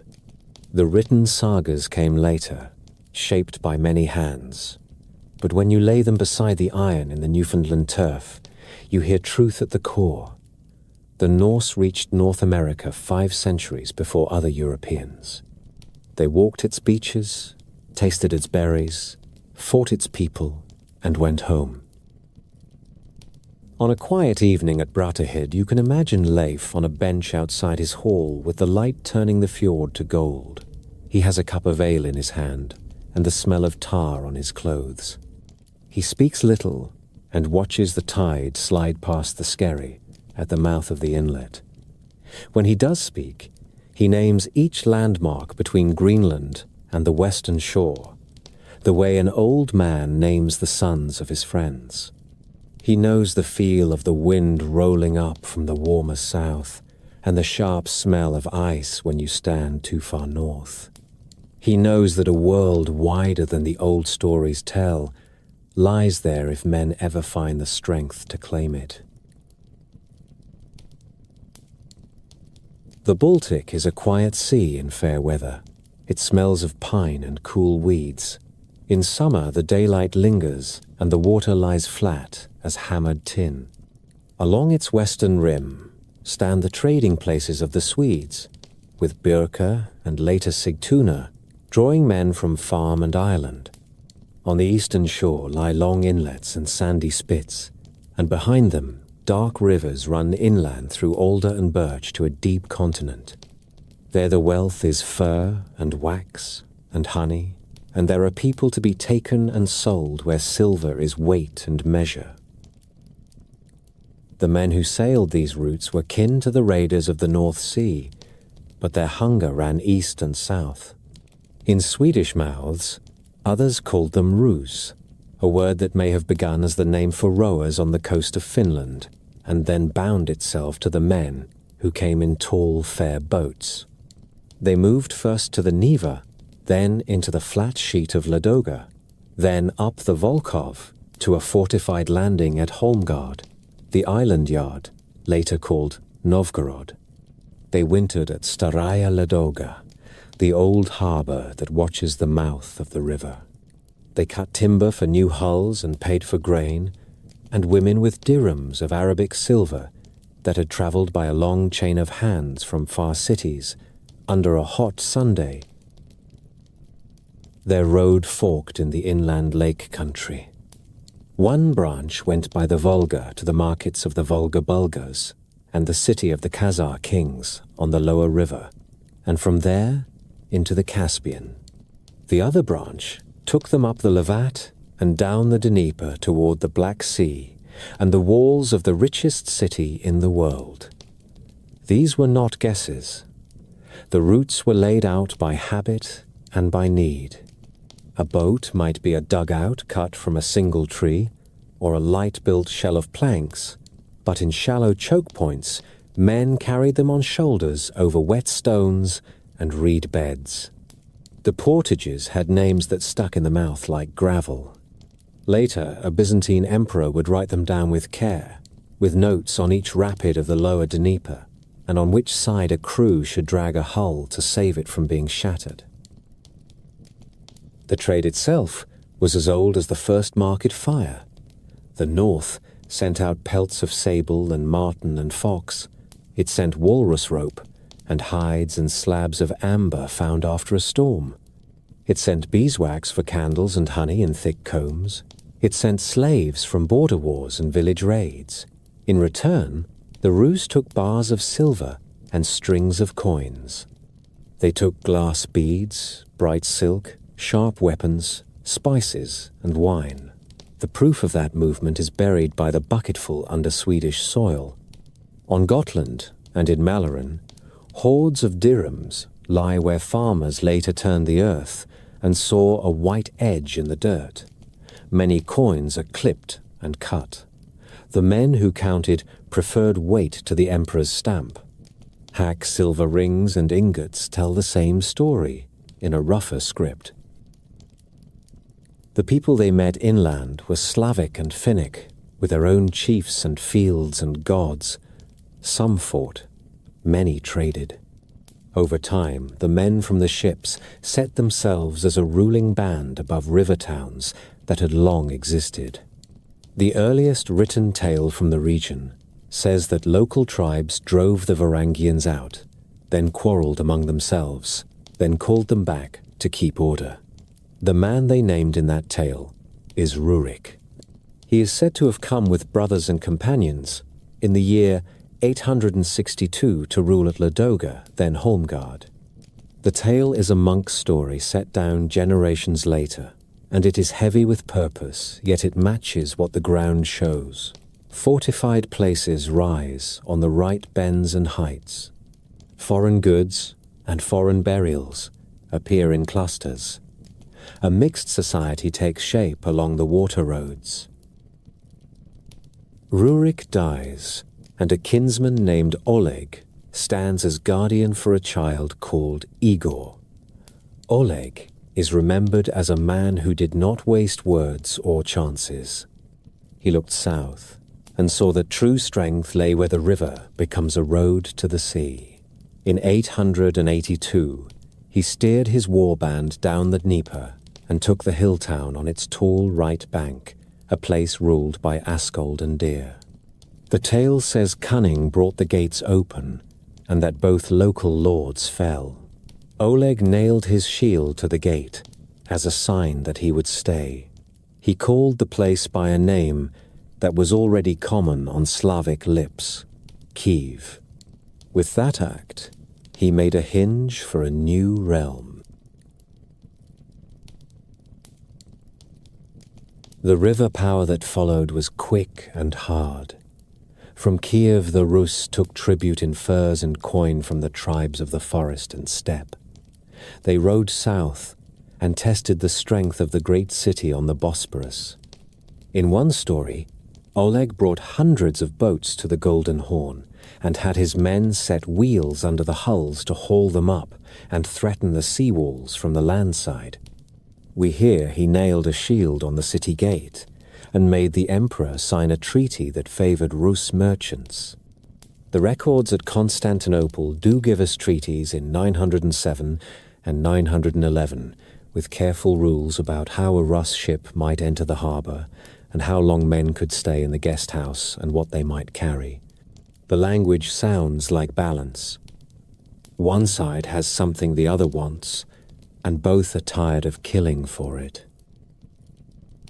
These treaties say as much about the Rus at home as they do about the empire abroad.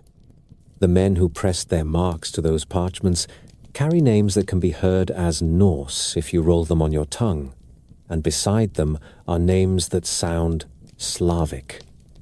The ruling circle had begun to blend. Novgorod gathered tribute from the north. Kiev took tolls on the Dnieper. Gnezdovo, near modern Smolensk, fattened on river traffic, and in its graves we find weapons and brooches and scales that could weigh coin.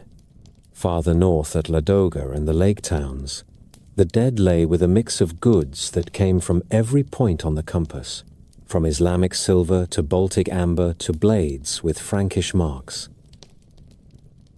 Travelers from the south and east wrote about these men with a mix of wonder and disgust. A learned Arab envoy named Ahmad ibn Fadlan met Rus traders on the Volga in the year 922 and left a famous account. He says they were tall and fair and strong, and that their weapons were clean and their clothes bright.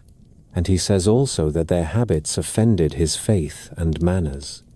He watched a funeral for a chieftain in which a ship became a pyre and a slave girl followed her master to the fire. His words are not gentle, they are clear.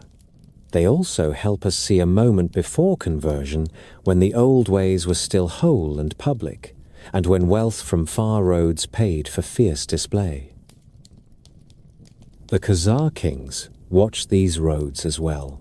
For a time the Rus paid the Khazars at river crossings and then learned to fight them on their own ground. Coins and seals speak the name of the Khaganate in the same strata as Rus goods. A little later, the name fades, power shuffled. What began as the toll-taking of a steppe empire ended in the tribute-taking of river lords from the north. After Oleg came Igor, and after Igor his widow. The chroniclers call her Olga and make her a figure of iron and fire.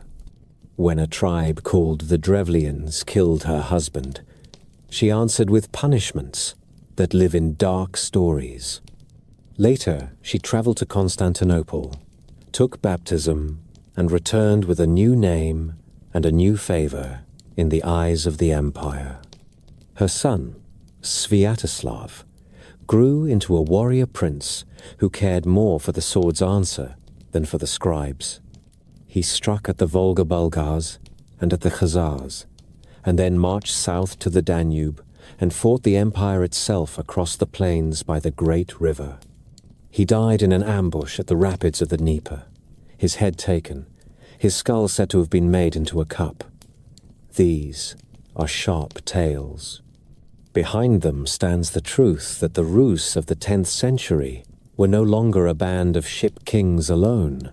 They were a people of river fortresses and tribute lists, a ruling house that sent armies in 3 directions at once. We can still walk their markets. In Novgorod, the wet ground saves wood and leather and even seeds. There, archaeologists lift up carved toys and wax tablets that hold scratched notes and accounts. The language written there is a Slavic tongue, the tongue of the people who farmed and made and paid, while the names of princes and some of their captains still carry the old northern sound. In Kiev, the hills hold the lines of earthworks and churches, raised when stone and faith grew strong together. In the countryside near Smolensk, at Gniezdovo, the mounds sit thick by the river like a fleet at anchor, and a woman's grave may hold oval brooches of Scandinavian style beside beads and amulets loved by local folk. The money trail runs like a river beside the rivers. Dirhams stamped in far Samarkand and Baghdad turn up by the tens of thousands along the northern roads. Later they thin, replaced in part by Byzantine gold and by a native coinage when princes began to stamp their own faces and symbols. Hack silver shows worry and thrift, small bites cut from bigger pieces to make precise weights on little bronze scales. The half circle cut from an arm ring pays for a jar of wine. The clipped edge of a coin buys a bag of salt. Not every step was conquest. Much of this was the slow wearing away of walls by trade and marriage and custom. A Norse captain took a local wife, and their child learned both prayers. A Slavic headman found that it was easier to pay toll to strong men on the river than to keep hiring new weak ones each spring. Along the portages, men shared back-breaking work and stories. In winter, the river froze, and runners crossed where oars had dipped in summer. The roads of empire are not only paved streets around palaces. They are also sled marks and ruts, and cut banks where men have hauled boats over and over until the very earth remembers. By the turn of the millennium, the Rus were a state that outsiders took seriously. They had treaties recognized at the Byzantine court. They had princes whose names were known as far as Baghdad. They had a capital that watched both steppe and forest. The next steps would bind them more closely to the empire they had raided for a century. Those steps would send their hard fighters into the marble halls of Constantinople to swear service as the emperor's chosen guard, and they would carry a young Norwegian across half the world and back with pockets full of gold and a head full of plans. The city on the Bosporus shone like a prize at the end of every river road. Its walls were white in the Sunday. Its harbours were crowded with lateen sails and hulks from 3 seas. The great palace climbed the slope behind the water. Within it, the emperor moved through gold light with a ring of men who carried long axes on their shoulders. These were the Varangians. The Greeks called them the axe-bearers. In their own tongues, they were men from the north who had traded fjords and pine forests for marble courts and a pay chest that never ran dry. Their beginning as a sworn corps can be dated to a bargain that joined 2 worlds. In the year 988, the ruler of the Rus at Kiev, Vladimir, sought a marriage into the purple blood of Constantinople. The Emperor Basil needed hard fighters to crush rebellion at home. Each gave what the other wanted. Vladimir took baptism and wed the emperor's sister. Basil received a column of northern warriors. Thousands of tall men used to hard marching and close work with spear and axe. They swore to serve the emperor who hired them, not any faction at his court. In return, they took good coin, gifts, and the right to stand near the throne on days when few men were trusted to carry steel. The first test came at once. Basil's rivals had raised the provinces against him. In 989, he marched along the Asian shore of the straits to break Bardas Phocas and his army. The new guard crossed with him. The rebel host was strong and sure, and had beaten imperial armies before. The battle at Abydos ended those hopes. Phocas fell dead before the charge began, and the Varangians went in with the weight of fresh men whose oath was to the person of the emperor. They cut paths where the line would not give. When the dust settled, the revolt was broken. Basil kept his throne and kept his northern bodyguard close for the rest of his long reign. From that time, the Varangians became a fixed presence in the city. They guarded the doors of the throne room and the imperial bedchamber. They watched the great chalice of the imperial treasury and the locked rooms where state secrets were kept. They stood with their axes at ceremonies in Hagia Sophia, silent while choirs and censers filled the church with music and smoke. On campaign, they formed the last shield around the emperor in battle and the first wall in a retreat. Their commander was called the Akoluthos, the man who walks beside, a title that says more than a banner ever could.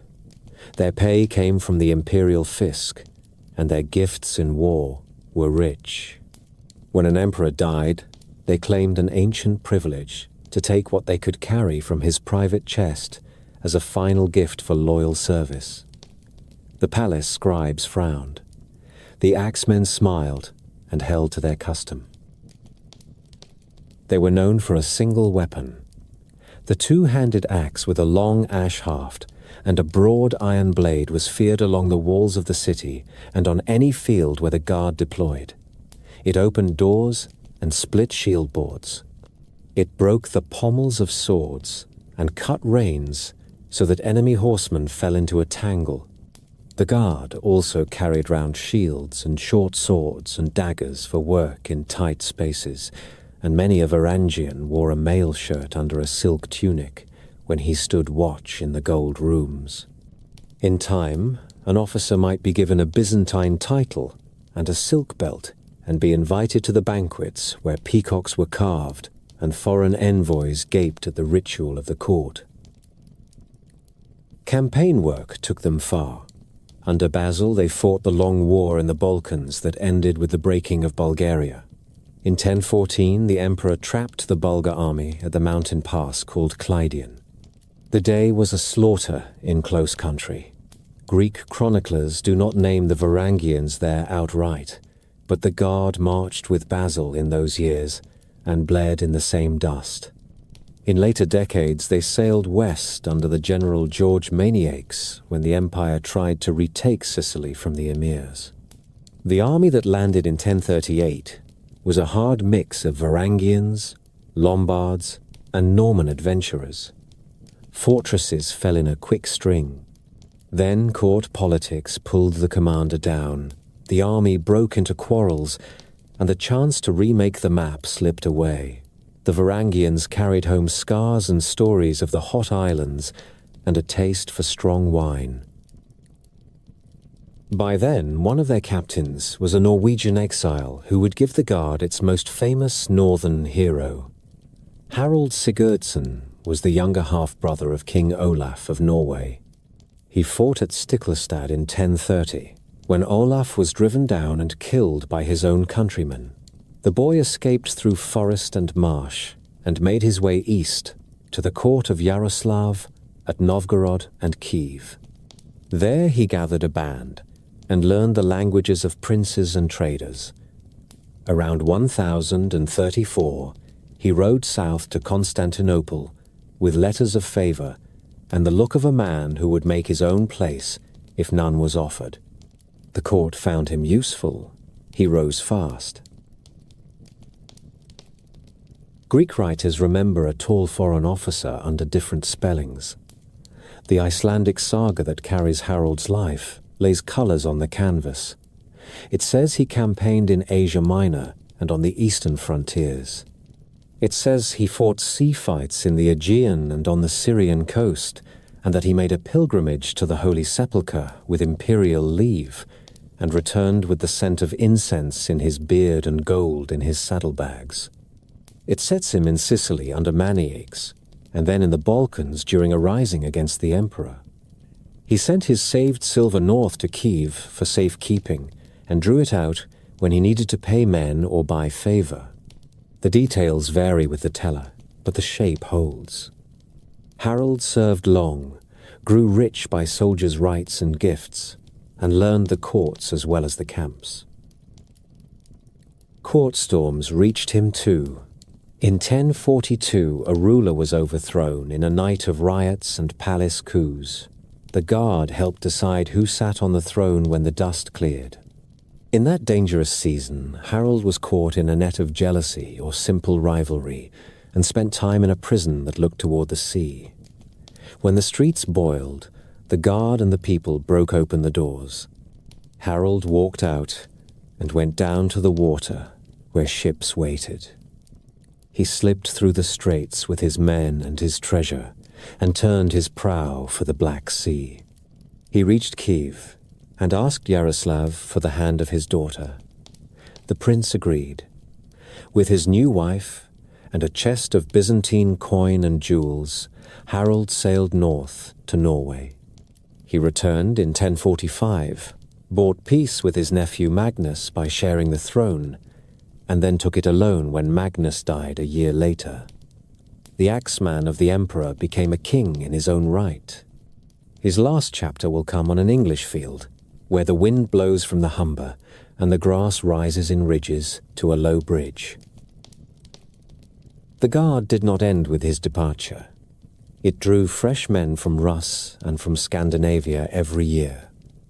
After the Norman conquest of England, a new stream flowed south. Dispossessed English warriors and housecarls took ship for the city they called Miklagard and offered their oaths. Greek sources begin to call many of the axe-bearers English. The broad blades still gleamed the same. The accents in the ranks shifted. The oaths did not. The guard stood in the halls during the long quarrels of the 11th century, when emperors rose and fell in quick turns. On the day of Manzikert in 1071, when the empire's army broke before the horse archers of the Sultan and the emperor himself was taken, Varangians fought hard to hold the standard. Some cut a way out for their commander. Many died where they stood. Their reputation among friend and foe was for loyalty to the person of the emperor, even when his fortunes failed. Traces of their time remain in the city they served. In the marble gallery of Hagia Sophia, thin runes are carved into a balustrade. A man named Halfdan cut his name there in the quiet hours of a guard shift. Another hand left marks that may read Ari. The letters are small and plain, and stand like a whisper from a Northman who leaned on his axe and passed time with a knife point. In the city quarter by the palace, the ground keeps iron axe heads and buckles of northern work. In the texts of the court, you can hear the shuffle of their boots on polished floors when ambassadors were received. Foreign envoys feared them and trusted them in equal parts. Customs clung to the guard from start to finish. They drank deep on feast days. They kept their own halls and their own laws for quarrels among countrymen. They stood watch in pairs and were punished hard if found asleep. They were paid in coin and cloth and wine. When the emperor led an army out through the Golden Gate, the guard marched near his stirrup. When he prayed at the great church, they lined the nave. When he hunted in the hills of Bithynia, they made a ring around him, with spear points bright in the Sunday. They were present when emperors were crowned, and when they were dragged down. They saw palaces sacked by rebels and by crusaders, who came as friends and left with loot. Their last famous day came in 1204, when Latin armies and Venetian ships ringed the city and then forced the walls. The guards stood to the fight along the sea walls and at the palace. Some broke before fire and assault. Others died in red halls where banners fell among crushed mosaics. After the sack, the empire that rose again in the following years had less money to hire far men. The guard dwindled to a trace. For a time you still find mentions of axe-bearers from the north in lists and letters. Then the line thins and disappears as the century turns. Across those 200 years, the Varangians left a clear mark. They brought the fame of the North into the most formal court in the world. They carried the habits of Viking war into the system of a Mediterranean empire and became part of that system without losing the pride that drew them there. Men like Harold learned that a shipborne warrior could become a captain, a courtier, and at last a king after service in the south. Many others learned that the safest place for an oath-keeper was sometimes at the shoulder of a stranger who needed a steady hand.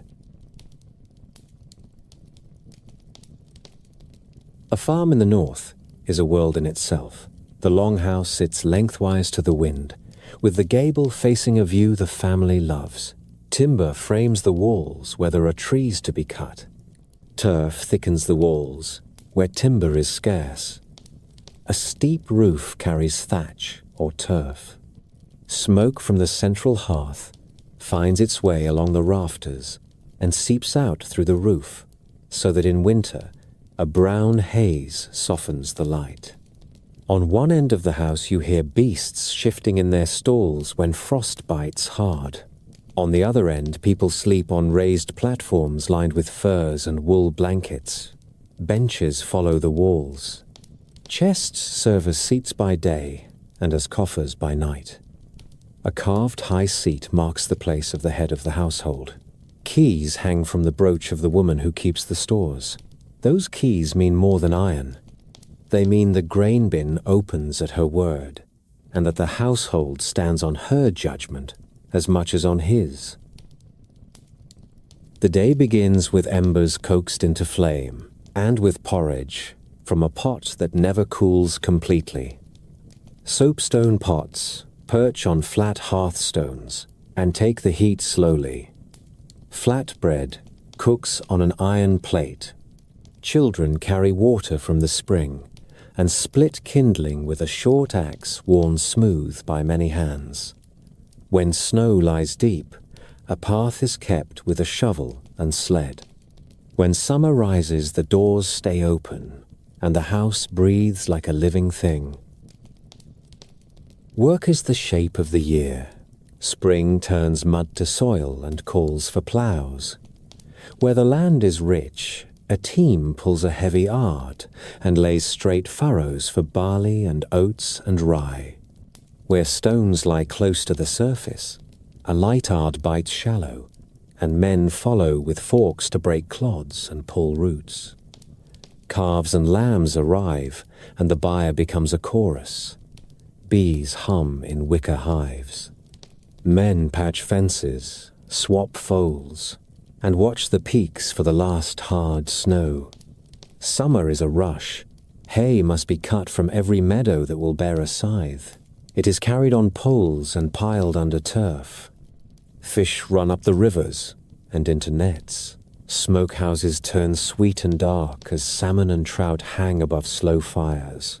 Cod dries hard on frames near the sea.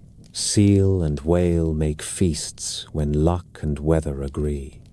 Autumn is slaughter time and a time of reckoning. Butter is packed into vats.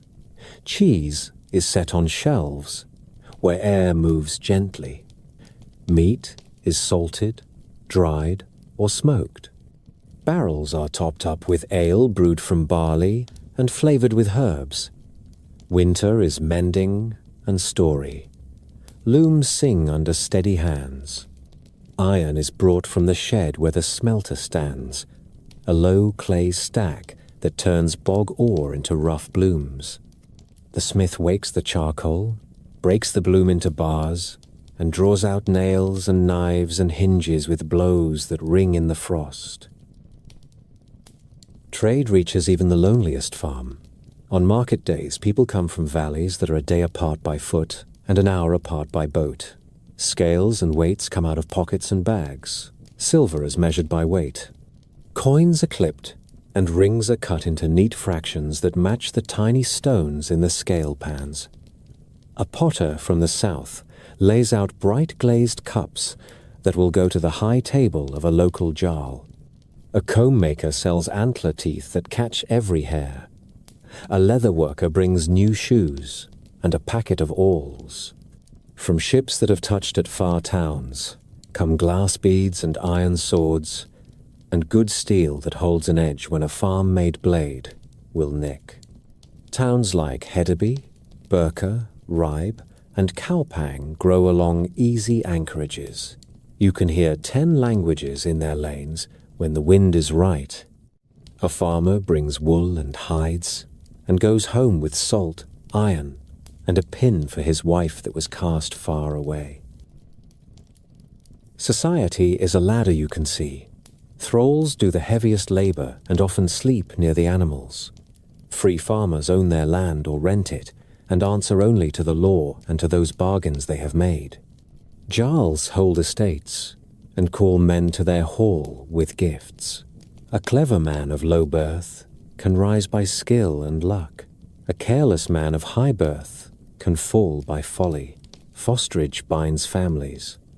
A boy may be sent to a friend or a kinsman to learn manners, law, and fighting. A girl may be placed in a household where she will be valued and later matched. Friendships are forged as strong as blood ties. Oaths matter.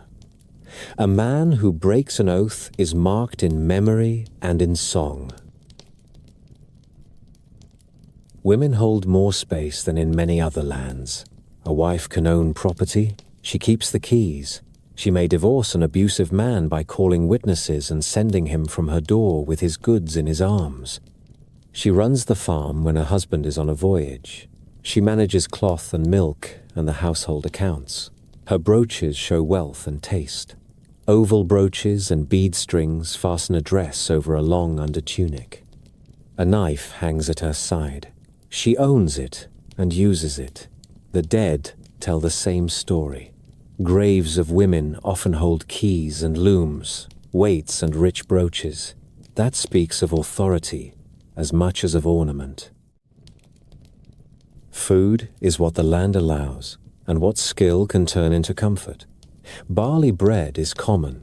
Flat cakes bake on an iron plate. Thick porridge fills bowls in the morning and carries people through a day of work. Stew simmers with meat and roots. Leeks, cabbage, and peas grow close to every door. Herbs give flavor and medicine. Dill, parsley, and angelica have their place. Fish is everywhere. Herring and cod feed whole coasts. Salmon and trout run in season and fill larders. Dairy is a pillar. Buttermilk and whey quench thirst on hot days. Soft cheese and hard cheese sit in a row on cool shelves. Skyr thick as cream fills bellies. Butter is precious. In some places, farmers hide surplus in peat bogs as a safe hoard. Mead appears on feast days when honey is plentiful. Ale is the daily drink. Clean water is valued, but ale carries grains into the body and keeps illness at bay more often than not. Clothing keeps out weather and speaks. Wool rules in the north, where it sheds water and holds warmth. Linen underclothes feel cool in summer. Dyes pull color from madder and woad and weld. A cloak pinned at the right shoulder frees the sword arm. Boots from good cowhide are worth a line of silver. Fur trims keep frost from the cheek. Men choose beards or moustaches to fashion. Hair is combed daily. Saturday is the washing day in many places, and neighbors notice. Music and games fill winter. A lyre sits on a bench near the high seat. Flutes of bone and pipes of wood come out in the evening.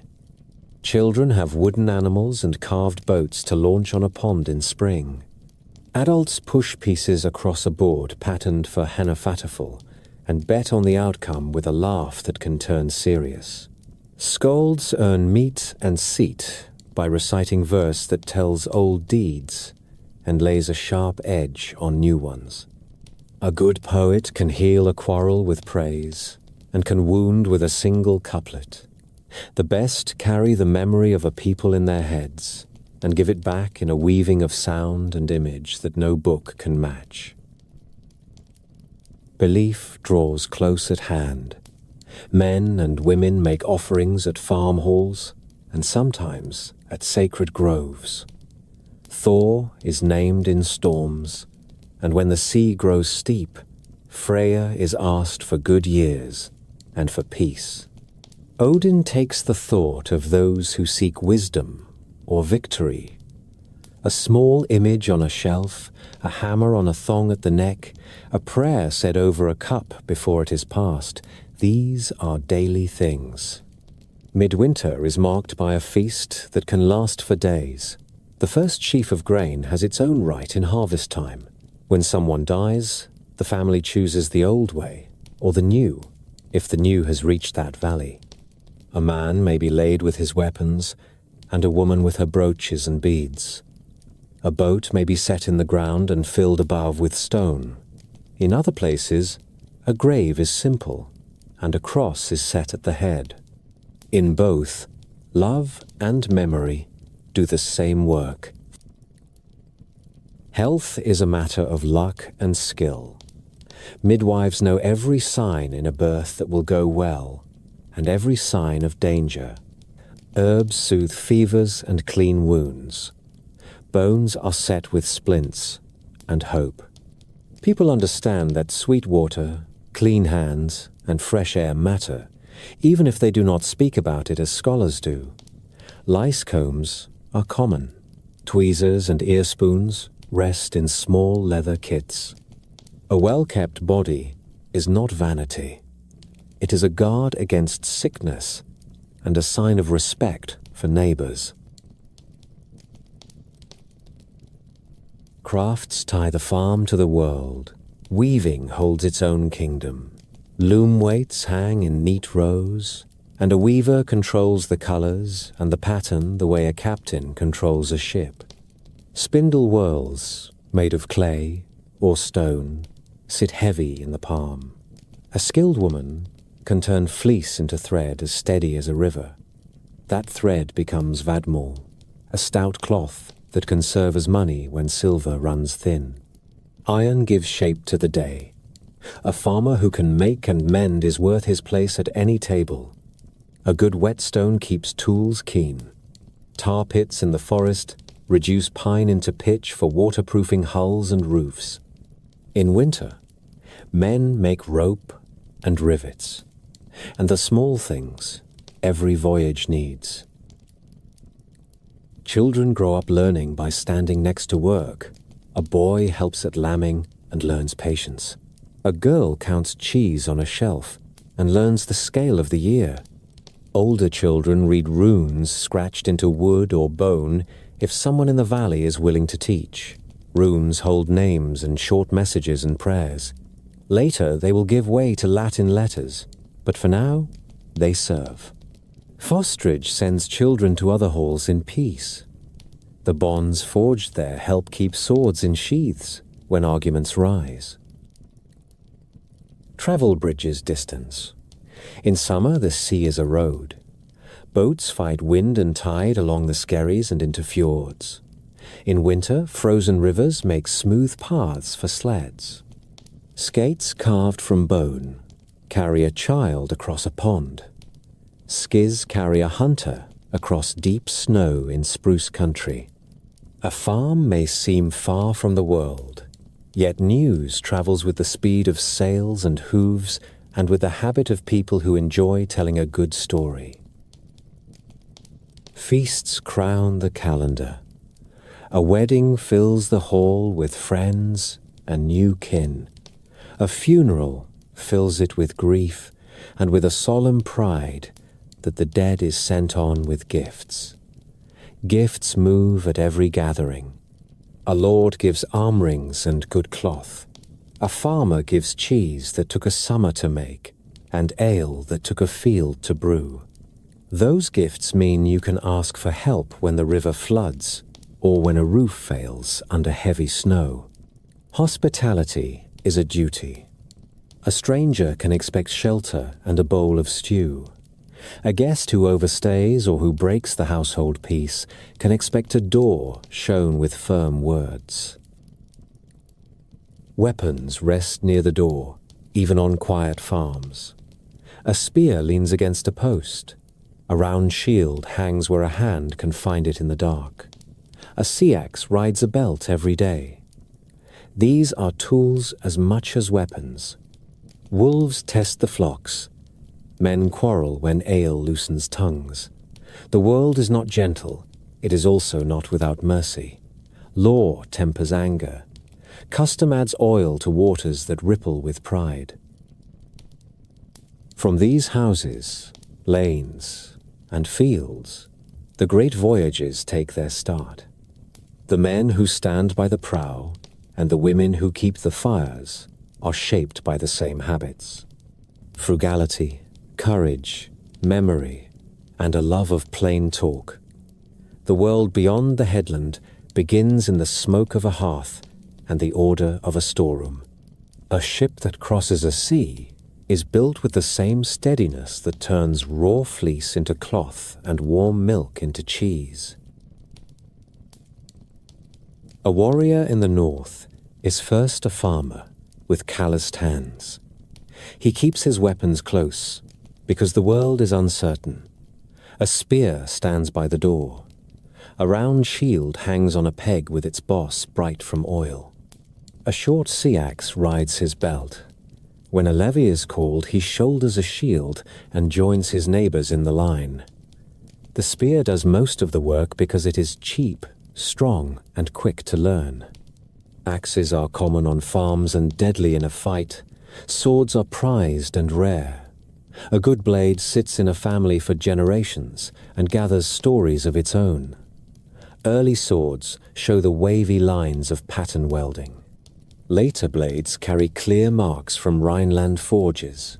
The name Ulfbert appears on some of them, and men repeat it like a blessing. Armor begins with a thick wool tunic that turns a cut. Mail shirts belong to the wealthy. Helmets are iron caps with a narrow bar to guard the nose. No horns curl from their sides.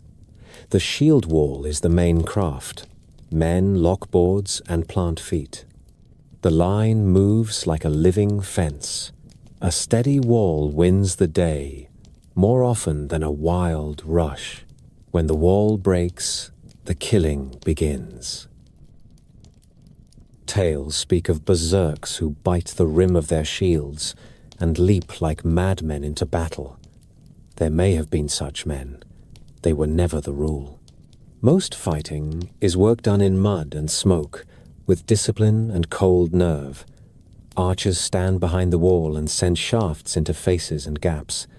Slingstones whistle. Afterward the wounded groan and the living count spoils and friends. The law follows the war. Captives can become thralls. Ransom can set a man free. Oaths settle quarrels when both sides are tired of blood.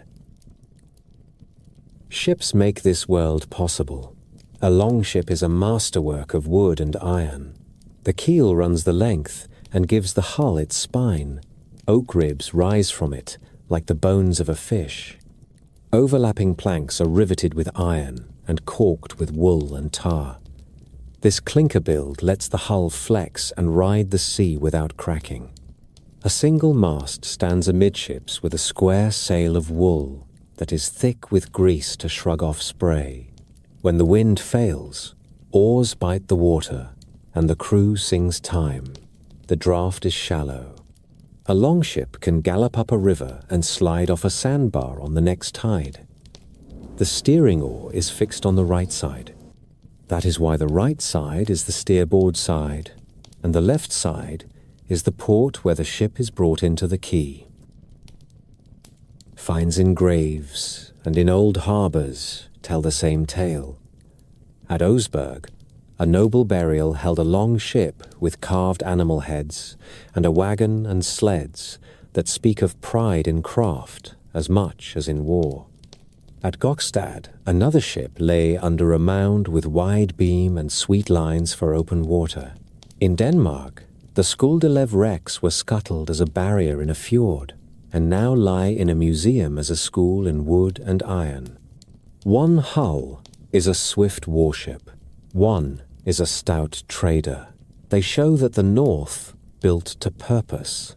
The Nar is the cargo boat, with deep belly for wool and timber. The Skeid and Sneki are warships, lean for speed and quick landings. Sails may show colour from plant dyes and stripes woven into the cloth. Ropes come from hemp and animal hair. Tar from pine fills seams. All of this is skill layered over skill. Every rivet head is peened by a hand that knows how many blows will do. Navigation is a craft of signs and memory. The crew reads the set of the swell and the trail of clouds that climb in the afternoon. Birds tell of land if you know their habits. Whales show deep water and feeding grounds. A sounding line with tallow on the lead brings up sand and shell to name the bottom. Men steer by the sun and by bright stars that turn through the night. In fog, they keep a course by wind on cheek and by the feel of the sea. Sailors speak of a sunstone that finds the light through cloud. Whether that is true or not, the fact remains that they reached where they meant to go more often than chance would allow. They took these ships across the North Sea, down the Seine, up the Dnieper, and out along the ice edge to Greenland. The world opened because the North learned to trust a good hull and a clear head. Wealth rides on these decks. Markets like Hedeby and Birka grew beside good anchorages and pulled goods in from every coast. Merchants weigh silver on little scales with neat bronze weights shaped like ducks and barrels. Ring money sits on arms and is cut to pay a fair price. Hack silver clinks in leather bags. A man who has never seen a king can still name coins from far places by touch. Amber from Baltic shores travels south. Walrus ivory from Greenland travels east. Furs, wax, flax, iron, stockfish, and wool cloth crossdecks and borders. In return come glass beads, spices, wine, and blades with maker's marks in neat letters. Trade builds towns. Towns teach people to count and to keep promises. A reputation can earn you credit or close a door. Art and craft fill daily life. Woodcarvers turn prows into beasts that seem to breathe. The animal styles have names today because their forms are so sure. The tight knots and gripping beasts of the Bore style. The bold ribbons and standing beasts of the gelling style. The slender animals and thin tendrils of the urns style that curl like smoke. Metalworkers cast brooches in bronze and silver. Blacksmiths case hardened blades so that an iron edge will hold a bite. Weavers finish tunics with tablet-woven bands that glow with color. Tablet cords also tie up sails and make harness that does not fray. In ship burials like Oseberg, the wagons, sleds, and tapestries show a taste for line and story that does not fade with time. Words are tools as sharp as axes. The runes carry names and brief messages cut into wood, bone, and stone. The older set of runes gave way to a younger set, with fewer signs that suited the speech of the age. Rune stones rise beside roads and at farm gates. They praise the dead and mark land. A father sets up a stone for a son who died on a voyage. A crew sets one for a captain lost in the east. The Jelling stones in Denmark boast of kings and of a new faith. The stones at Røk and on the island roads of Sweden tell long riddles and hard boasts. Later, the North learns the Latin letters, and a flood of writing comes from Iceland. Poets and clerks set down sagas that had lived by memory. Even before that, skalds stood by the high seat and shaped verse in strict metre, with kennings that turned a sword into a wound fire and a ship into a sea stallion. A wise lord paid them well. Praise could make a name live. Satire could ruin it. Grooming and dress matter. Combs of antler turn up in graves as often as knives. Tweezers and ear spoons hang from belts. One English cleric grumbled that the Danes combed hair each day, bathed on Saturdays, and changed shirts often, and that women noticed. Men wear tunics over trousers and bind calves with strips of cloth for warmth. Women wear a long underdress with a shorter overdress, fastened by oval brooches at the shoulders and a line of beads between. Cloaks close with a pin. Colours come from madder for red, woad for blue, and weld for yellow, with greens and browns from careful mixing. Fur trims a winter hood. In one Eastern account, a traveller speaks of men whose arms and chests carry dark designs in lines and shapes. Whether those marks were ink, paint, or memory in the eye of the writer, the picture of a people who care about their look is plain. Sport and play keep bodies ready. Men wrestle for honor and for fun. They lift stones that sit by some harbors and name the weight as a challenge to the next man. Skiers hunt across deep snow in spruce country and brag about the long glide. A hard ball game, called Natelica, fills a field with shouts and the thud of bodies. Boards for Hnefatafl sit near the high seat. Kings and defenders face each other in a game that a child can learn and a captain can study all winter. Belief molds courage. Thor's hammer hangs on necks as amulet and as sign of loyalty. Miniature hammers lie in burials with crosses in the same soil when minds are in the middle of change. Women who serve as seers carry staffs with iron tips and speak on high seats with veils over their faces, while drums or chant carry them into prophecy. Men sacrifice horses at great feasts and swear oaths on a ring that weighs heavy in the hand. Later, these rites yield to the Mass and to the book. Even then, the old stories linger at the edge of the firelight. A skald can still whisper of Odin on the gallows tree, and of a world bound by fate. Fortification and order grow as the age matures. Kings in Denmark raise perfect circles of earth and timber called ring fortresses. Trelleborg is one name among several. Their gates face the four winds, and their streets meet at right angles. They speak of rulers who can command labour and measure land with rope and stake. In England, Alfred sets burrs on river bends and road crossings. The plan is neat and strong. Behind those banks, markets thrive and raiders think twice. Burial shows rank and belief. Some burn the dead and send the ashes to the wind. Some lay the body in a boat and cover it with stones until a low ship lies on a hill. Some bury in mounds with horses and with hawks. In rich graves, women keep their keys and their brooches. Men keep their blades. Cloth and wood rot, and yet what remains is enough to show a love of display and a care for the dead that is close to our own. In graves of the East, near the great rivers, a dead man may lie with scales, for weighing silver, and with a hammer that names his god. In graves of the west, a cross sits near the skull, and a plain shroud tells the story of a new age. All of this feeds the same stubborn heart.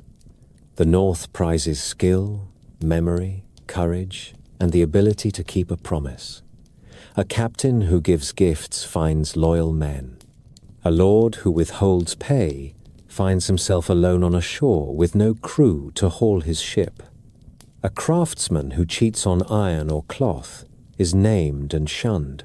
A poet who lies loses his voice. The code is not written on parchment. It sits in the heads of people who must trust one another when the wind freshens and the river rises. From this mix of iron, wool, wood, law, and song came a power that could row up the Seine, cross the Greenland ice edge, and stand with axes beside an emperor's bed. The edge of the age is near. Chieftains will grow into kings. Pagan feasts will give way to church bells. The habits of raiders will turn into the habits of rulers. The same hands that cut planks for longships will lay stones for cathedrals and keeps. Power in the north hardened slowly from many small holes into a few courts. Chieftains with short reach gave way to kings who could call men from far valleys and islands and expect them to come. Ships that once gathered for a single summer now sailed for a ruler who had plans that spanned years. The change shows in earth and stone as much as in saga. Forts and bridges appear on the landscape. New towns rise at chosen harbors. Coins begin to carry the names of men who expect their law to run across whole countries. In Norway, the old story begins with Harald Fairhair. Later, poets and clerks say he swore not to cut or comb his hair until he had brought the coast under one rule. The oaths are theatre. The work was real. On fjords from the Oslo fjord to Nordmøre, he fought rival kings and jarls and bent them to his will. Tradition places a last great fight at Hafrsfjord, near Stavanger in the late 9th century. Whether that battle alone made a kingdom, or only crowned a long campaign, the coast afterward looks different. Powerful families that would not bend loaded ships and went west to Iceland and the Isles. Those who stayed learned to live beneath a single high king who took sea rights and land dues, and who placed sons and allies to watch the great harbors. After Harald came a harsh son, and then a better one. Eric Bloodaxe held Norway briefly, and left blood and enemies. Håkon the Good ruled more wisely. He grew up in England and brought back new thoughts about law and rule. He strengthened the local assemblies and set law codes in words that men could remember. He tried to spread the new faith with soft hands and found that the jarls and the farmers had no wish to see their feasts and old gods pushed aside. When he died, the coast fell again under strong nobles. Chief among them were the Jarls of Lade near Trondheim. Håkon Sigurdsson held Norway in the later 10th century with Danish help, and ruled as a lord who trusted ships and kin more than bishops. Denmark in the same years gathered itself under a line that kept hold of the center. Gorm the Old stands at the root of that line. His stone at Jelling names him King of the Danes and calls his wife Thyra the pride of Denmark.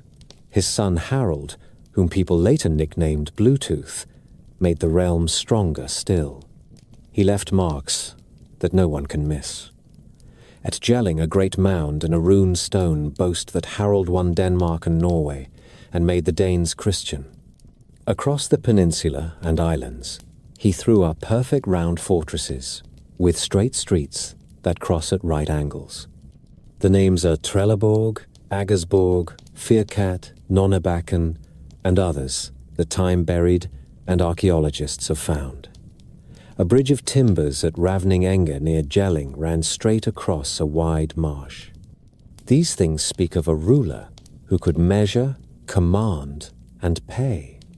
They also show that the age of quick raids was turning into an age where kings could move armies on roads and keep them fed. Sweden stood a little apart, behind its forests and lakes. The temple at Uppsala was famed for old rites and for wealth. Birka, on Lake Mälaren, had long-drawn traders from the Baltic. In the late 10th century, Birka waned, and a new royal town took its place. Sigtuna rose on firm ground near good water and began to mint coins. Eric the Victorious, and then his son Olof Skotkonung, ruled there. Olof took baptism and struck pennies that carry a cross and a king's name cut in Latin letters. That coin speaks of a realm that weighs and pays and looks outward to Christendom. Across the sea, the Danelaw, settled by the great army, became a field where kings tested plans. Alfred of Wessex had learned to answer ships with fortified towns and a levy that rotated by seasons. His heirs extended that work until the old English realm had a single crown. In 954, the last Norse king of York, Eric Bloodaxe, died on Stainmoor, and the northern kingdom that had stood as a Norse outpost in England went under.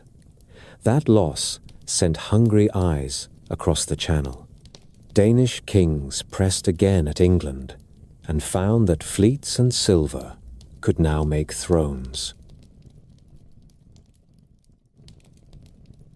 Svein Forkbeard of Denmark broke the stubborn rule of King Ethelred, and in the winter of 1013 took the English crown. He died soon after at Gainsborough. His son Canute did not let the prize go. In 1016, he fought Edmund Ironside through a hard year and took the whole kingdom after Edmund's death. He then returned to Denmark, where his brother died, and became king there as well. By 1028, he held Norway. For a few years, the North Sea was an inland lake for a single ruler. That empire lived in ships and oaths rather than in stone. It still shows what a mature northern kingship could do. Canute kept a household guard that stood like a wall at his side. He summoned earls to rule great shires and bound them with land and law. He sent gifts to Rome and placed bishops who would serve both God and the king. He used English coinage to pay his men and to declare his name in every market. When he died in 1035, the web he had spun slipped apart. England fell to rival sons, and then to a Norman duke with his own claim and his own fleet. Denmark stayed with his line for a time. Norway turned back to its own hard road. Before Canute, Norway itself had felt the push and pull of kings with wider plans. Olaf Tryggvason came to power in 995 and built a fleet the way other men build houses. He ruled only a few years and died in a sea fight at Svolder, where enemies held the windward and his long snake ship stood at bay until boards ran red. Olaf brought traders and priests, founded Trondheim on a good bend, and pushed the new faith with a rough hand that made enemies as well as converts. After him came Olaf Haraldsson, later called Saint Olaf. He fought to break great nobles and to make a king's law reach into fjords where jarls had long held sway. He fell at Stiklestad in 1030 against a host that many Norwegians had joined. In the years after his death, the tales of miracles around his grave made him a figure that kings could use to claim that the realm itself had a sacred root. What turns a war leader into a king who endures? Some answers are simple. Control of good harbors matters. so does a network of halls that can feed men and horses on the move. The deeper answers are about habit. The levies by land and sea become formal service. In Denmark, men speak of the naval levy that fills royal fleets. In Norway, the coastal law assemblies become instruments to call men and to judge cases that once would have sparked feud. Law codes are sung and remembered, then slowly written down. The Gulathing and Frostathing in Norway carry rules about borders, inheritance, and the rights of a king to take dues and to protect the weak. The Thing is still the place where free men speak. Now it is also the place where a king's envoy reads the will of the court. Towns rise where kings wish eyes and hands. Ribe and Hedeby had grown from trade. Under kingship, they become tools. At Hedeby, a rampart curls round the harbour, and a canal cuts a path to the Baltic. At Roskilde, a royal seat grows near easy water on Zealand. At Lund, a bishop's staff will soon stand for a church that helps hold a realm together. In Norway, the small market at Kaupang fades, while Nidaros grows on the mouth of the Nidelva under the gaze of the king and the shrine of St. Olaf. In Sweden, Sigtuna serves the same work that English towns already know, a royal place where coin is struck and where oaths to the crown are made in public. Fortification shows a change in the mind of rulers. The great ring forts of Denmark are not refuges built in panic. They are parade ground, magazine, and barracks. Their gates face the four winds, and their streets are straight so that men can move in order. The Danevirk, that long bank on the neck of Jutland, had existed in earlier centuries, but under Harold it grew stronger and higher. Bridges like Ravning Eng are not only practical, they show a king's will writ on the land. Where a king can measure a straight line across marsh and make men bring timber until the line is real, that king will be obeyed. Money and weights are a quiet power. The hoards in Swedish fields tell how silver flowed up from the east and then into the hands of men who counted it by weight. When kings begin to stamp coins, they do more than ease trade. They say that value and law flow from a center. Olaf at Sigtuna puts a cross on his pennies. Knut, in England, puts a crowned face. Harold Bluetooth and his circle likely struck coins at Hedeby near the close of the 10th century. Even where coins are rare, ring money and neat little weights speak of markets that remember prices and of judges who can set fines that can be paid without quarrel. Households change shape under kings. A ruler keeps a warband all year and pays them. In poems they are called housecarls.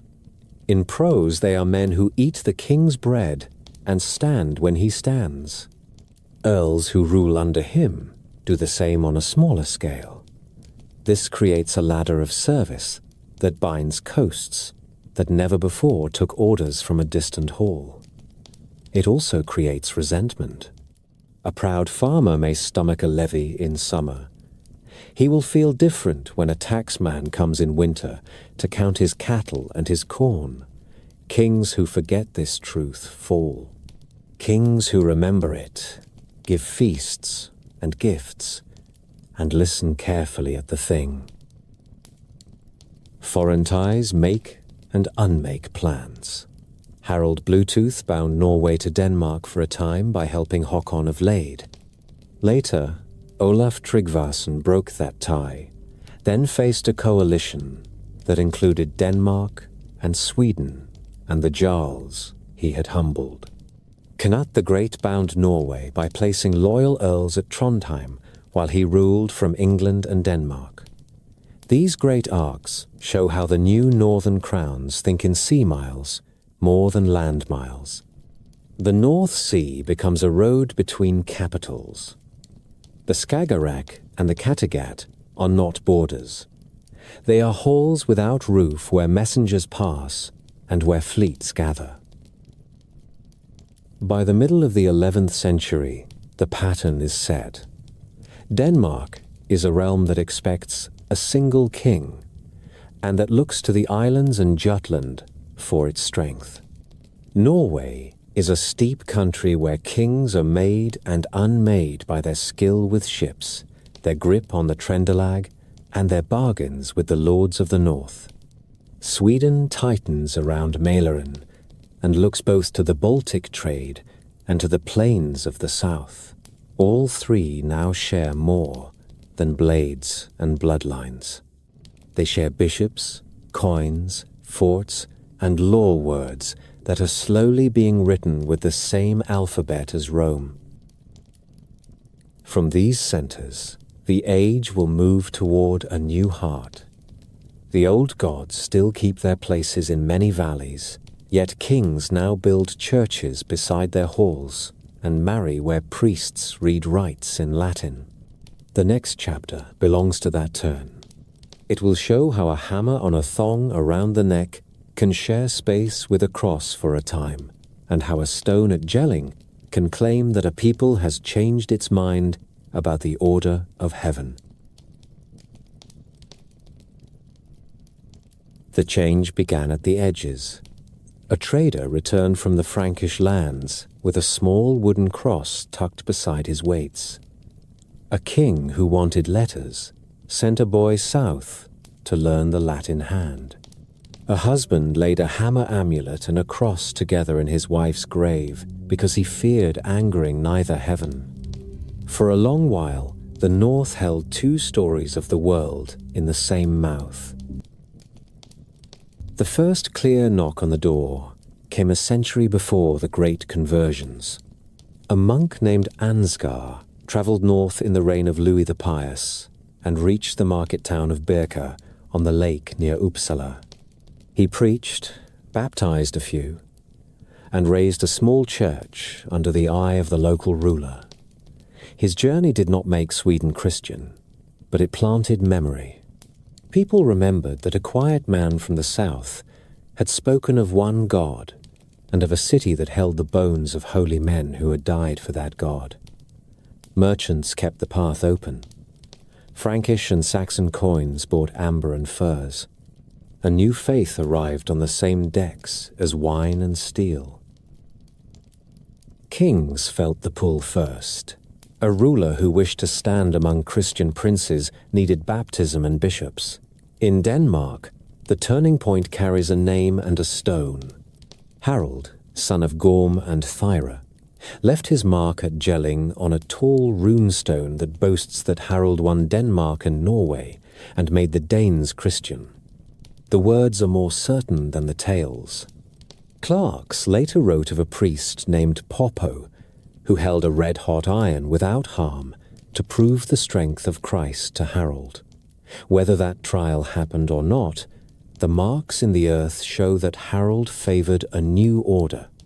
Churches rose near the ring forts that his builders set with rope true lines. Bishops were placed at Ribe and at Aarhus and at Schleswig to tend the realm and to bind the king to the road of Rome. The old gods did not vanish in a night. Their names still hung on lips at feasts and winter blots. Yet from Harold's time, a Danish king, who wished to be reckoned in the councils of Europe, counted the cross among his seals. Norway came to the cross by a rougher road. Traders and kings had already brought the new faith to islands and coasts, and some petty rulers had taken baptism to please Saxon patrons. The real turn came with two men named Olaf. The first was Olaf Tryggvason, who returned to Norway in the last years of the 10th century and made his will felt from the Oslofgård to the north. He founded the town of Trondheim and called builders and priests to his court. He leaned hard on chieftains who kept the old rites and broke idols in public to teach fear. His reign was short. He died in a sea fight at Svolder when enemies gathered against him, but his work carried forward, A few years later, Olaf Haraldsson took the throne. He is the king whom later ages call Saint Olaf. He set up a Christian law with the help of English bishops, sent priests into valleys where the hammer still hung over doorways, and forced stubborn men to choose between law and exile. His push made as many foes as friends. He fell at Stiklestad, fighting a host that included men from every side of Norway. After his death, stories spread of signs and cures at his grave. Those stories made a shrine at Trondheim and gave later kings a saint to stand beside their law. Iceland chose a quieter way. The island had few kings and many chieftains.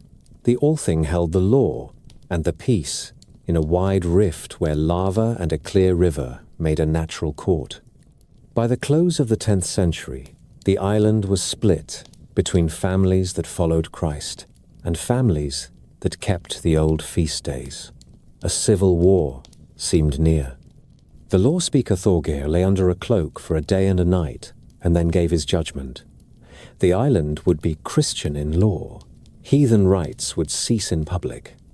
In private, a man could for a time honor his fathers as conscience and custom required.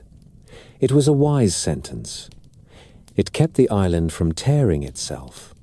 Soon churches rose on the same ridges where men had once made winter offerings.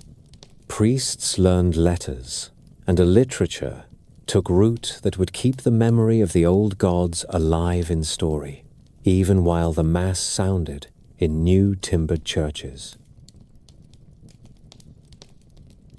Sweden was last to bend and slower to let go. The temple at Uppsala kept wealth and fame. Foreign writers claimed that great sacrifices were made there each 9th year, and that kings sat with priests in a grove where the trees bore grim fruit. Whatever the truth of those words, the pull of the old ways lingered longest around that high place. Olaf Skotkonung took baptism about the year when Iceland changed its law. He struck coins at Sigtuna with a cross and a Latin name, and gave land for churches. His sons ruled through a time when the court tilted between priests and men of Uppsala. Late in the 11th century, kings fought over this question in plain sight. One ruler who defended the sacrifices earned a byname that clung to him like pitch. Another drove down the old house and fixed Christian rule in the old heartland. The work was not neat. In the end, the realm stood with Christ, and the tourneys of belief became law. For a long time after, the North lived in a mixed light. A farmer could wear a small hammer on a thong beside a cross and think he had covered himself against any sky. Runestones in Sweden carry crosses and prayers, along with the neat runes that mark names and kin. The Jellingstones show beasts that belong to the older art, and Latin words that boast of a new order. In graves, men and women were no longer sent off with ship outlines and burnt bones. They lay in order, heads to the west, with simple goods, if any at all.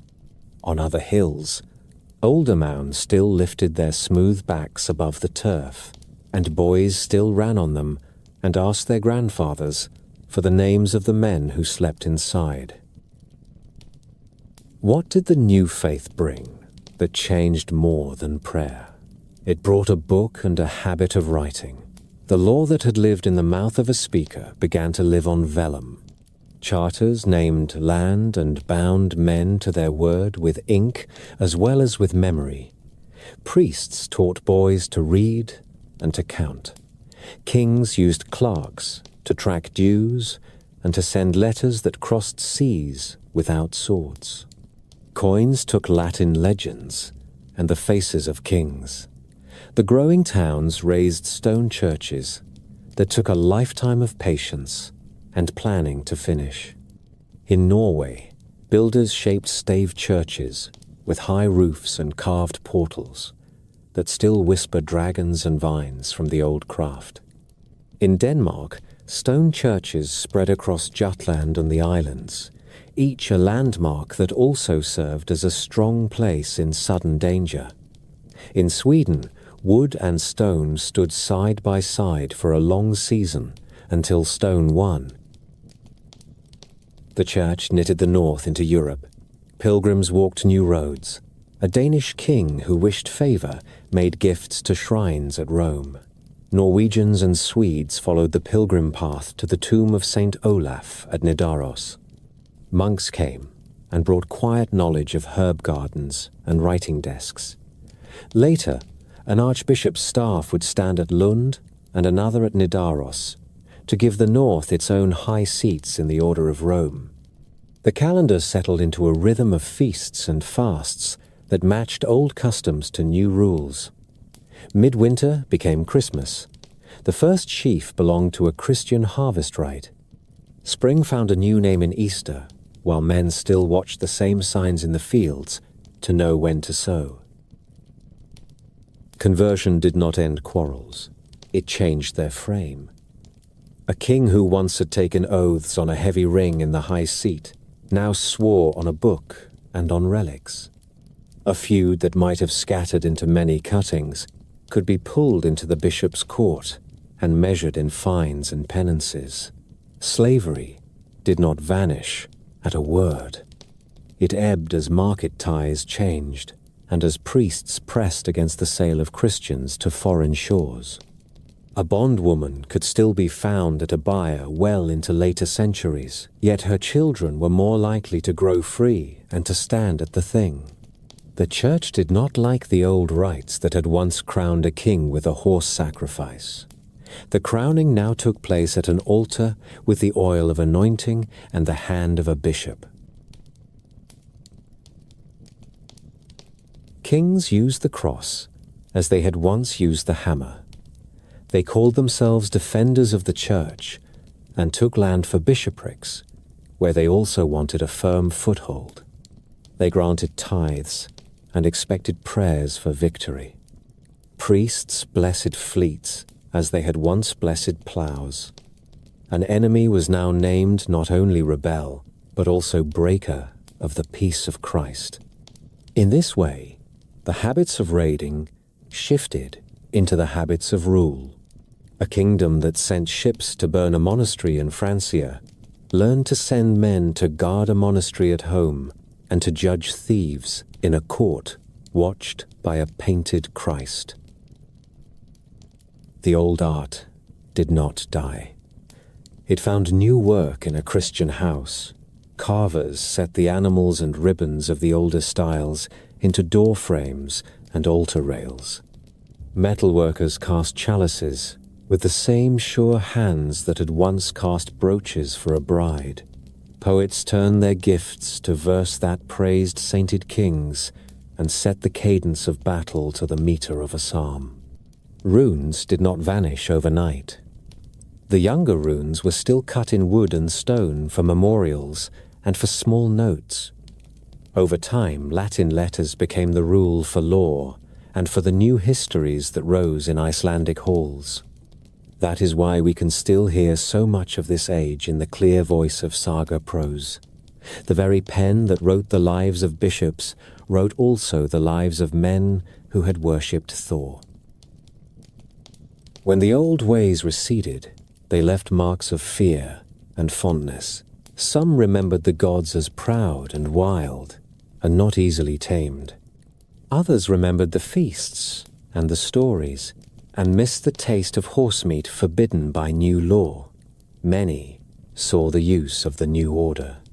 A settled calendar, a court with records, a parish church that rang its bell at set times, and a network of learned men who could speak to distant kings.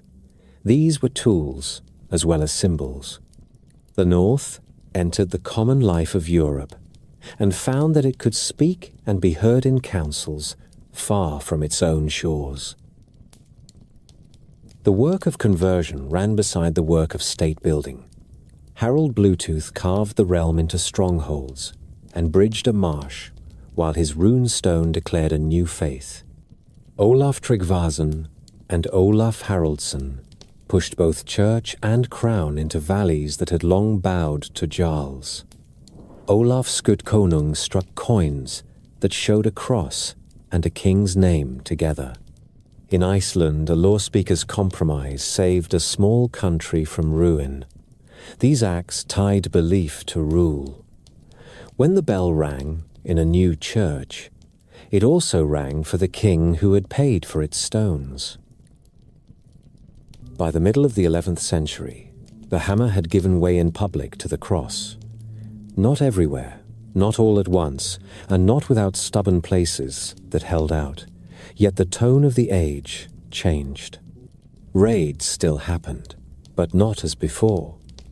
Kings used fleets to fight other kings, and not to burn the houses of God that stood within their own laws. Warriors carried the sign of the cross on shields and blades that had once been blessed in a farm hall. The old gods walked into story and into the long memory that runs through poems and sagas, and there they kept their dignity. The north did not grow soft. It grew orderly in a way that surprised neighbors who had learned to fear only its sudden sails. That new order will shape the last acts of the age. A sainted king will become the heart of a shrine that draws pilgrims.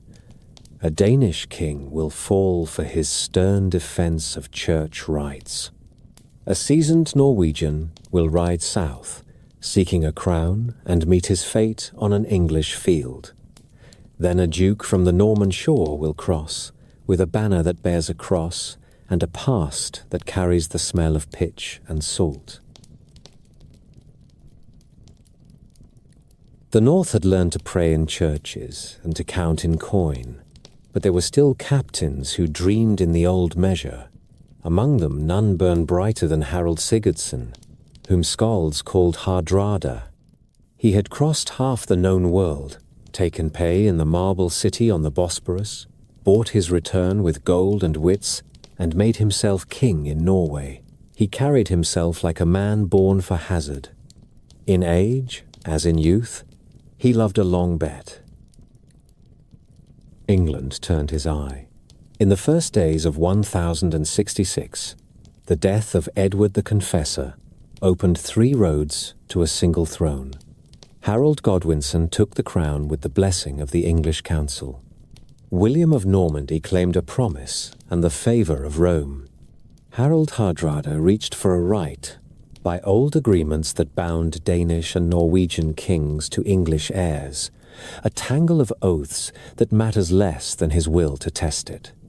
A fallen Earl of Northumbria, Tostig Godwinson, offered him the key to a northern landing and a grievance sharp enough to draw swords.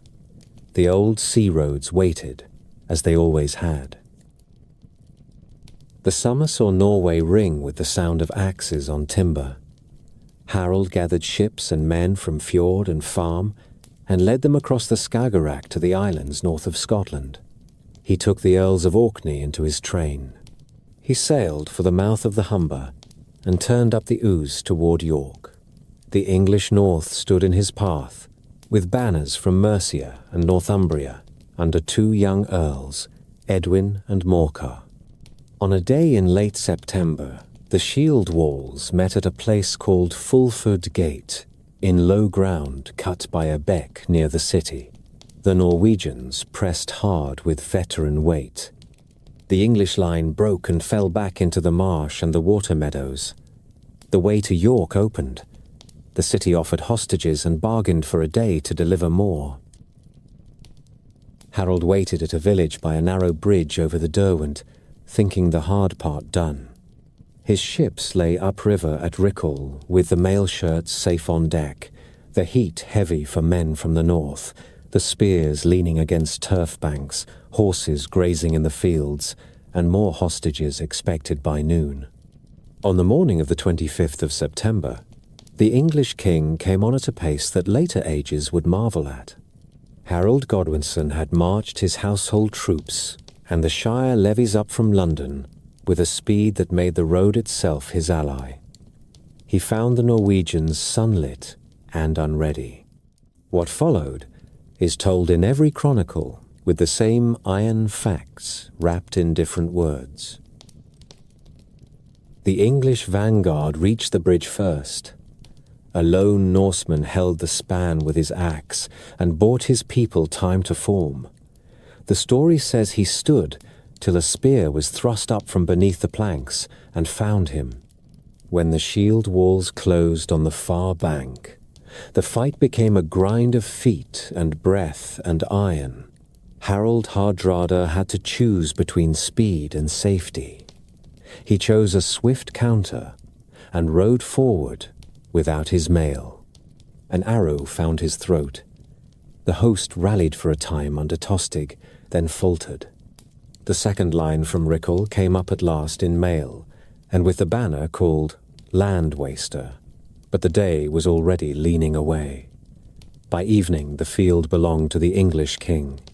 So many ships had brought the Norwegians that people later said only a few dozen were needed to carry the survivors home. The hard truth is that Norway lost a king, and England lost the better half of its strength in the same hour. 3 days later, word came from the south that made the victory taste of ash. William of Normandy had landed at Pevensey, while Harold fought at Stamford Bridge. The English king turned his horse and pushed the worn men down the long road again. On the 14th day of October, the two hosts met on the ridge east of Hastings. The English line stood behind a wall of shields on high ground. The Normans fought with knights and archers and foot. Arrows climbed and fell. Feigned retreats drew slices of the English line down the slope and back into the killing ground. Toward dusk the shield wall unraveled. Harold died by his standard with his brothers around him. The day belonged to William. The long memory in the land marks both fields. The river road near York and the ridge in Sussex has two stones that close the arch of an age. The shock that ended in Hastings began at Lindisfarne. Between those dates lie 2.5 centuries of raids, trade, law, and state. A Norman duke, who claimed a pious right to an English crown, was the heir of Rollo, who had once taken toll on the Seine with a sword. His knights rode heavy horses and fought under banners that bore a cross, but the will behind the charge had a northern root. The conquest he made finished what the last Viking failed to do.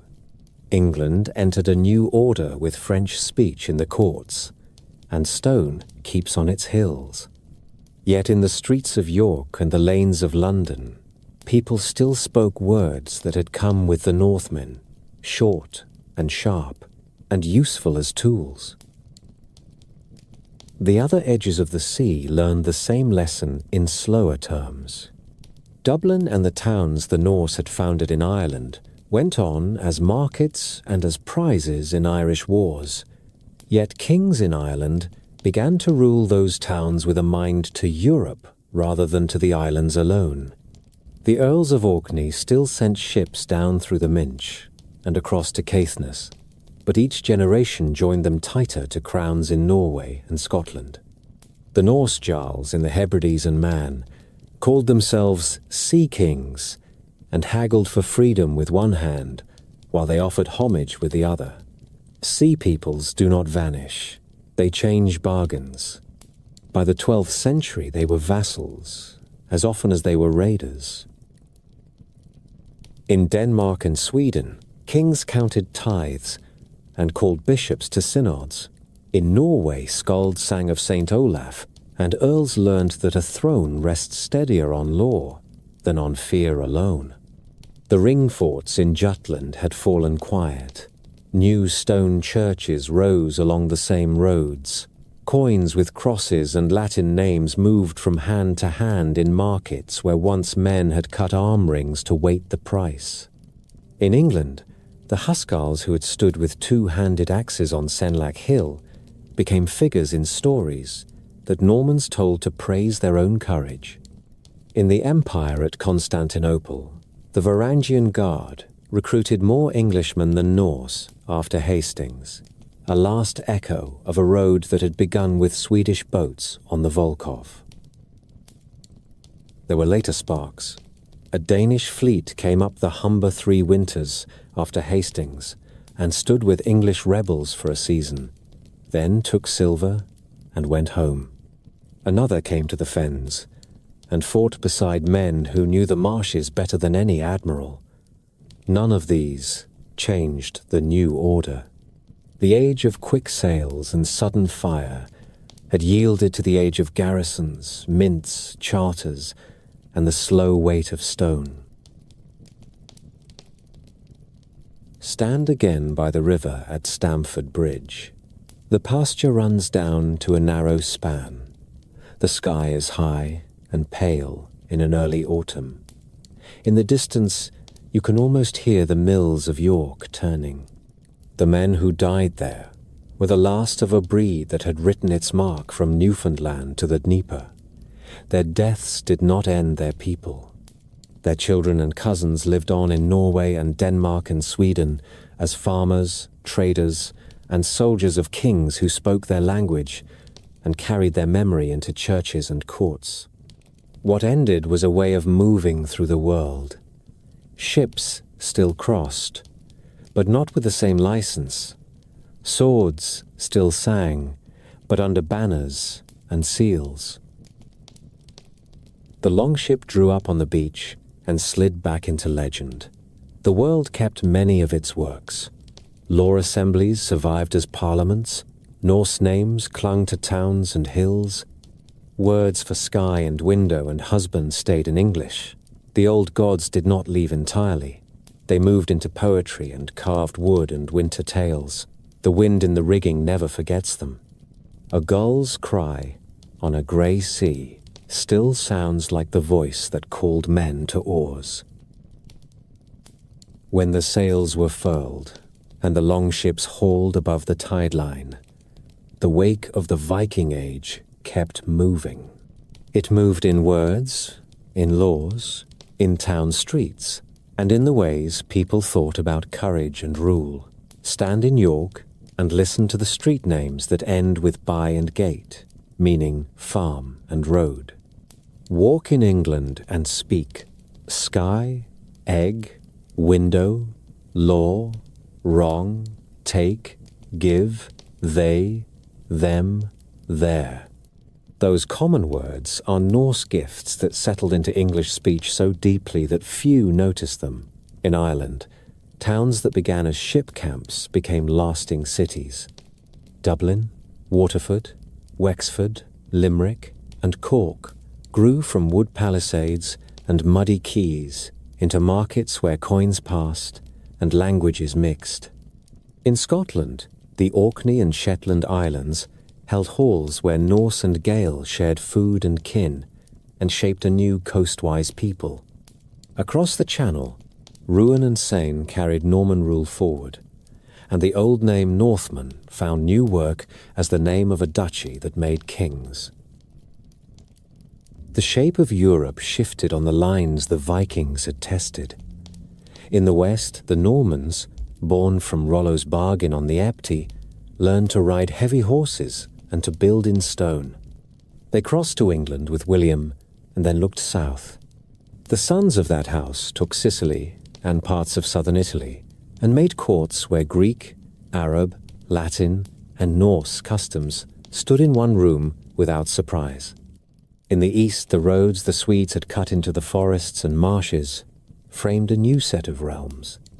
The Rus of Novgorod and Kiev took tribute on the rivers, fought steppe lords and emperors, signed treaties in the great city, and set foundations for states that would carry their name far into later centuries. The word Rus bent into Russia and Ruthenia. It began as a river word and now lives on maps. On the northern capes, the Icelanders left a different legacy. They built a commonwealth without a king. The Althing at Thingvellir gave a lawful meeting place to people scattered by fjord and lava. That habit of open speech and remembered law lasted. It bred a literature that few kingdoms could match. In timbered halls, where the winter light fell thin, clerks wrote down the prose of the sagas and the songs of skalds. They told of men like Egil, with a poet's tongue and a killer's hands. They told of wise women who steered farms and fates. They told of feuds and settlements, ships and storms, kings and shipmasters. In another book, a man named Snorri shaped the lore of gods into the Edda so that later ages would know the names of Odin, Thor, and Freya, and the doom of a world called Ragnarok. The ink of that island saved the voices of an age that had done most of its work with steel and tar. Law and rule changed because of this age, and then changed the people in turn. The thing was already old when the first raids struck. Under the pressure of kingship and the church, assemblies became firmer tools. In Denmark, the ring forts and the long bridge near Jelling show a mind that thought in straight lines and right angles. In England, the burghs of Alfred turned markets into nests of spears and set the pattern for shire towns and royal mints. In Norway, the law codes of Gulathing and Frostathing set rules about land and borders and king's dues. In Sweden, Sigtuna struck coins with a cross beside a royal name. Coins are quiet until you count them. Then you hear what they mean. They tell you a ruler claims value and promises peace. Trade drew a net that never quite broke. Hedeby's wharves rotted, but the path between the Baltic and the North Sea stayed open, and later the ships of the Hansa would follow it. Birka gave way to Sigtuna and then to other towns, but amber and wax and furs still moved west, while wine and steel still moved east. Dirhams dug up in Swedish fields tell of the old flood of silver that came from the world of the caliphs. Later, those eastern coins thinned, and Frankish and English coins grew common. Yet the habit of weighing silver on little scales and cutting rings to make the measure endured into the time when kings stamped faces on pennies. The art of the North did not end. It learned new grammar.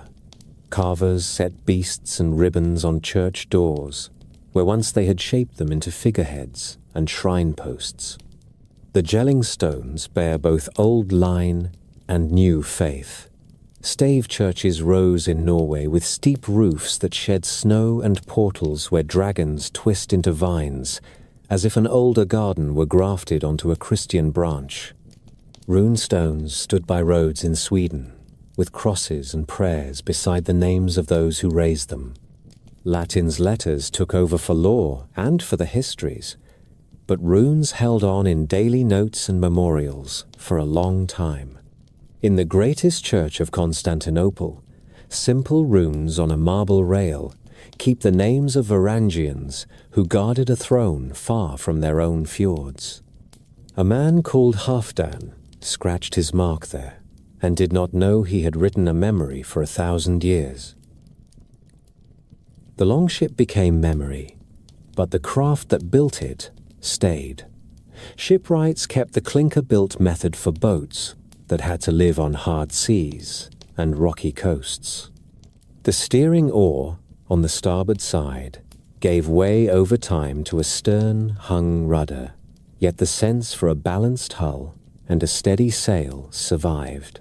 The knowledge of winds, stars, and birds passed from pilot to pilot. The claim that Norse captains reached North America before other Europeans is no longer a boast in a poem, but a matter on which turf and iron agree. The camp at the edge of Newfoundland with its smithy and boat shed speaks plainly.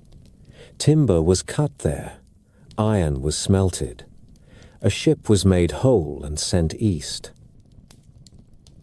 Daily life left quieter traces that matter as much as any battle. In graves across the north, keys rest in the hands of women and tell us about property and stewardship. Comb sets and tweezers tell us about grooming and care. Loom weights and spindle whirls tell us that cloth carried value. Weighing stones and neat little bronze weights tell us that people thought in measures and prices. Game boards tell of winter nights spent in laughter and quiet rivalry. The great mounds at Oseberg and Gokstad say that some were sent away like princes in poems. The many small burials with simple goods say that most were seen away with love and a little food for the road. The church took in the north, and the north reshaped the church on its fringe. Parish bells fix the day, feast days fix the year. Pilgrims walk to Nidaros to touch the shrine of Saint Olaf. Bishops argued, with kings, and kings learned to wear a crown by the will of God as much as by the will of the men at the Thing. The old gods did not die. They moved into corners of memory and into lines of verse. Days of the week still carry their names. Wednesday, Thursday, Friday. If you say them aloud, you can still hear the older world behind the Latin Mass. War also changed its dress, but not its bones. The shield wall that had held at Ashdown and Eddington and broken at Stamford Bridge turned into ranks of men who fought for pay in the halls of kings. The axe of the Varangian became the axe of an English housecarl, and then a memory in a Norman song about a hard field in Sussex. The raider became the guard. The guard became the vassal. The vassal became the officer who wore silk on feast days and gave orders to men whose grandfathers had followed a chieftain for silver cut from an arm ring. The legend of the Vikings grew after their ships were gone. Some made them devils with horns and blood on their lips. Others made them saints of freedom with clean faces and easy laws. The truth sits between and is stronger. They were farmers, traders, sailors, poets, smiths, carpenters, and yes, killers, all under one sky. They broke worlds and they built worlds. Their greatest work may have been to pull the edges of Europe into one waking map. When their age began, a monk on Lindisfarne could live and die without feeling the will of a king in Paris. When their age ended, kings in Paris and London and the northern courts watched one another and struck coins that meant the same thing in many markets. Stand at low tide in a northern harbour and look at the rockweed shine like beaten bronze. Hear the mast ropes creak and the curlew call. The people who left from these shores settled the tongues that millions speak, set laws that still guide parliaments, and wrote books that still hold the breath. Their gods walk in stories. Their tools rest in museums and in hands that still make clinker-built boats for hard water. Their halls are gone, yet the habit of gathering to speak and judge remains. They did not last forever. No people does. But they taught the coasts to listen for sails and the courts to listen for law.